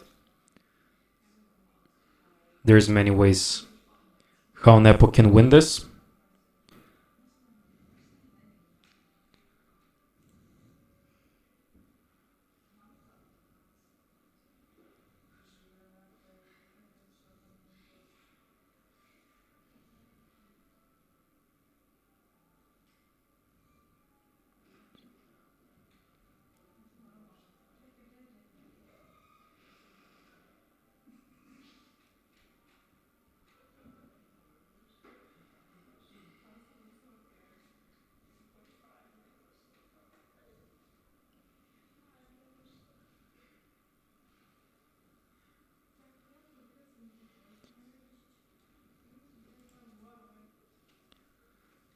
Hans is not resigning, but the position is practically over.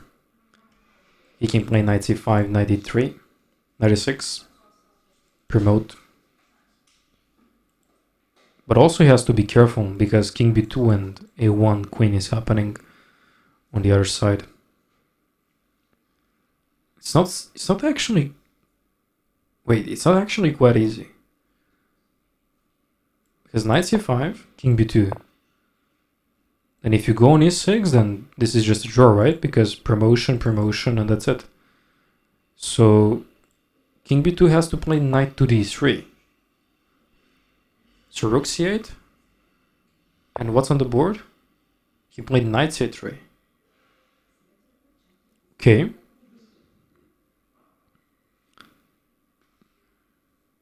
Targeting the pawn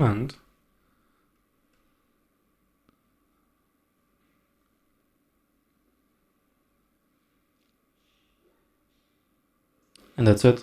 If king takes, rook takes a2, and then rook comes from behind together with king supporting that pawn. If the rook takes, then we have promotion. Knight c3 is a very nice move actually by NEPO.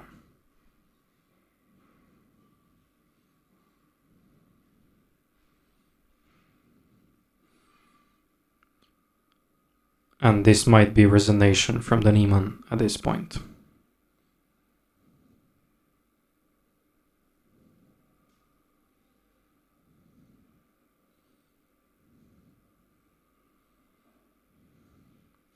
Maybe Hans completely missed that move.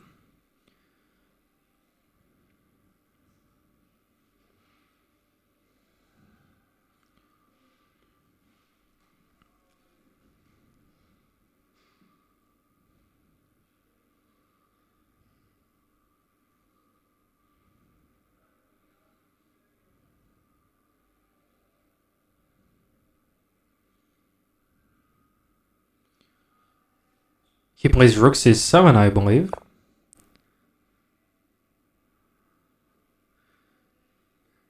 He wants to get in the rook-queen endgame, maybe. He takes the pawn.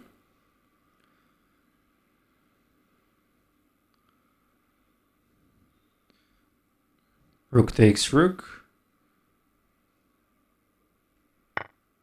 Knight c1 check, and that's king c2, and after promotion he'll win the...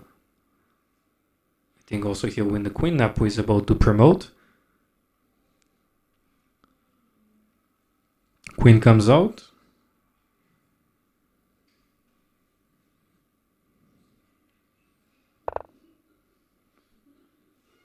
Oh wait, where's the queen? Ah, queen is there, okay.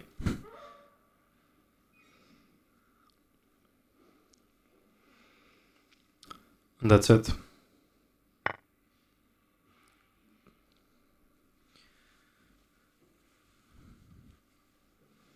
So now it's a question, guys. If Hans managed to put the rook and king together, then how do you win this? Do you know actually how it's winning? NEPO of course knows, but it's question, do you know?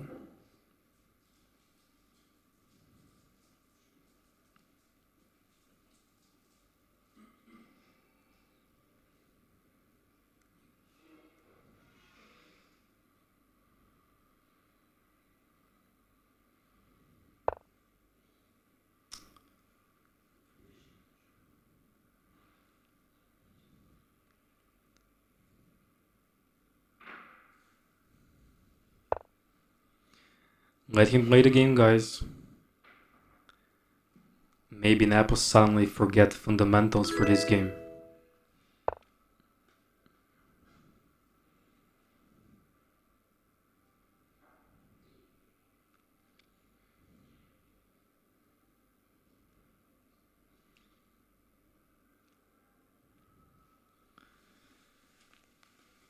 It's about the geometry.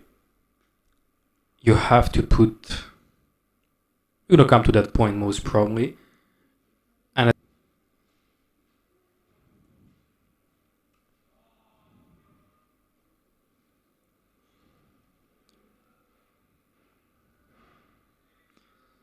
we are back. We are back. We are back.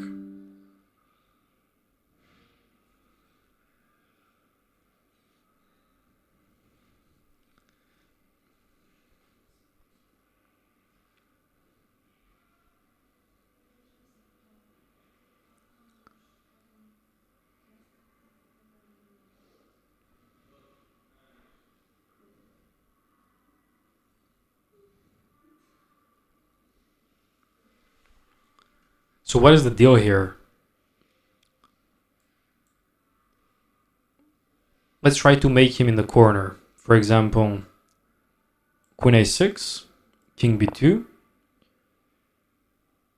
Then let's bring this guy closer, like Queen to a5, Rook to b3, King to d2, and then at some point we'll have the triangulation moment. You just need to get in complete corner with his king here, while the rook stands on b2. For example, let's make some moves more.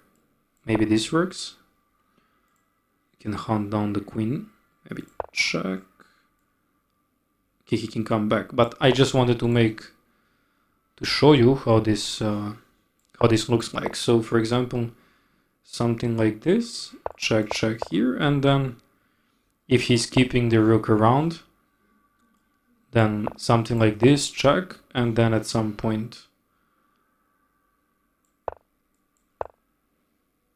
Okay, here there is rook c3 all the time, I think. No, there is king c1. So let's see what happens in the game. I don't want to yap too much. Let's see what happens.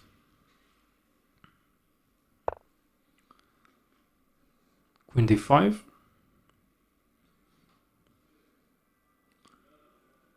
He's just wisely zoning the Hans pieces. It's not about the checks. Many beginners in the chat, I believe so. It's not about checks. If you just give checks, here you're not gonna make anything. So you need perfect timing. When black suddenly will be in a zugzwang, so whatever he moves, he loses the game in the next one. It means drops the rook, allows the fork, and the whole point is just to move the rook away from the king. That's the whole idea. Technically, according to computer, every move is winning here, but it's not about a move, it's about the technique that you need to apply.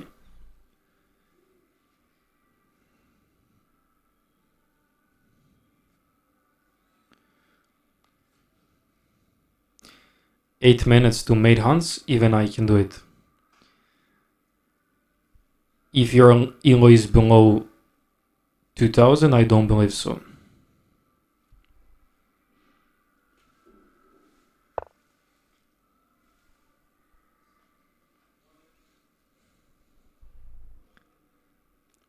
There is 50 move room, but I believe that NEPO will easily win this, and that's it. Hans resigned. Game over. NEPO won the match. NEPO won the game, not the match.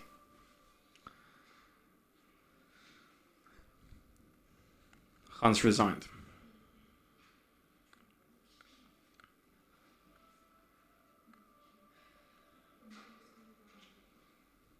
We're gonna try to make NEPO come here.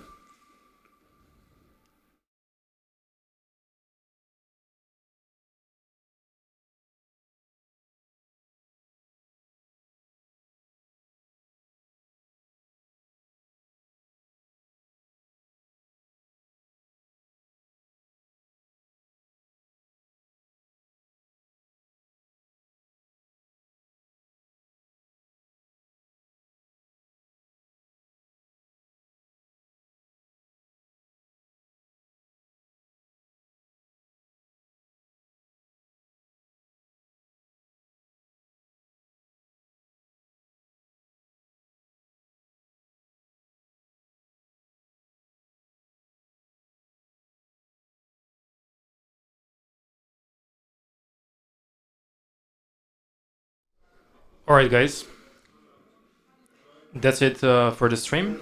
Both players need some rest. We'll check out for the round 2 very soon, and see you from the studio, and be right back in 1 hour. See you.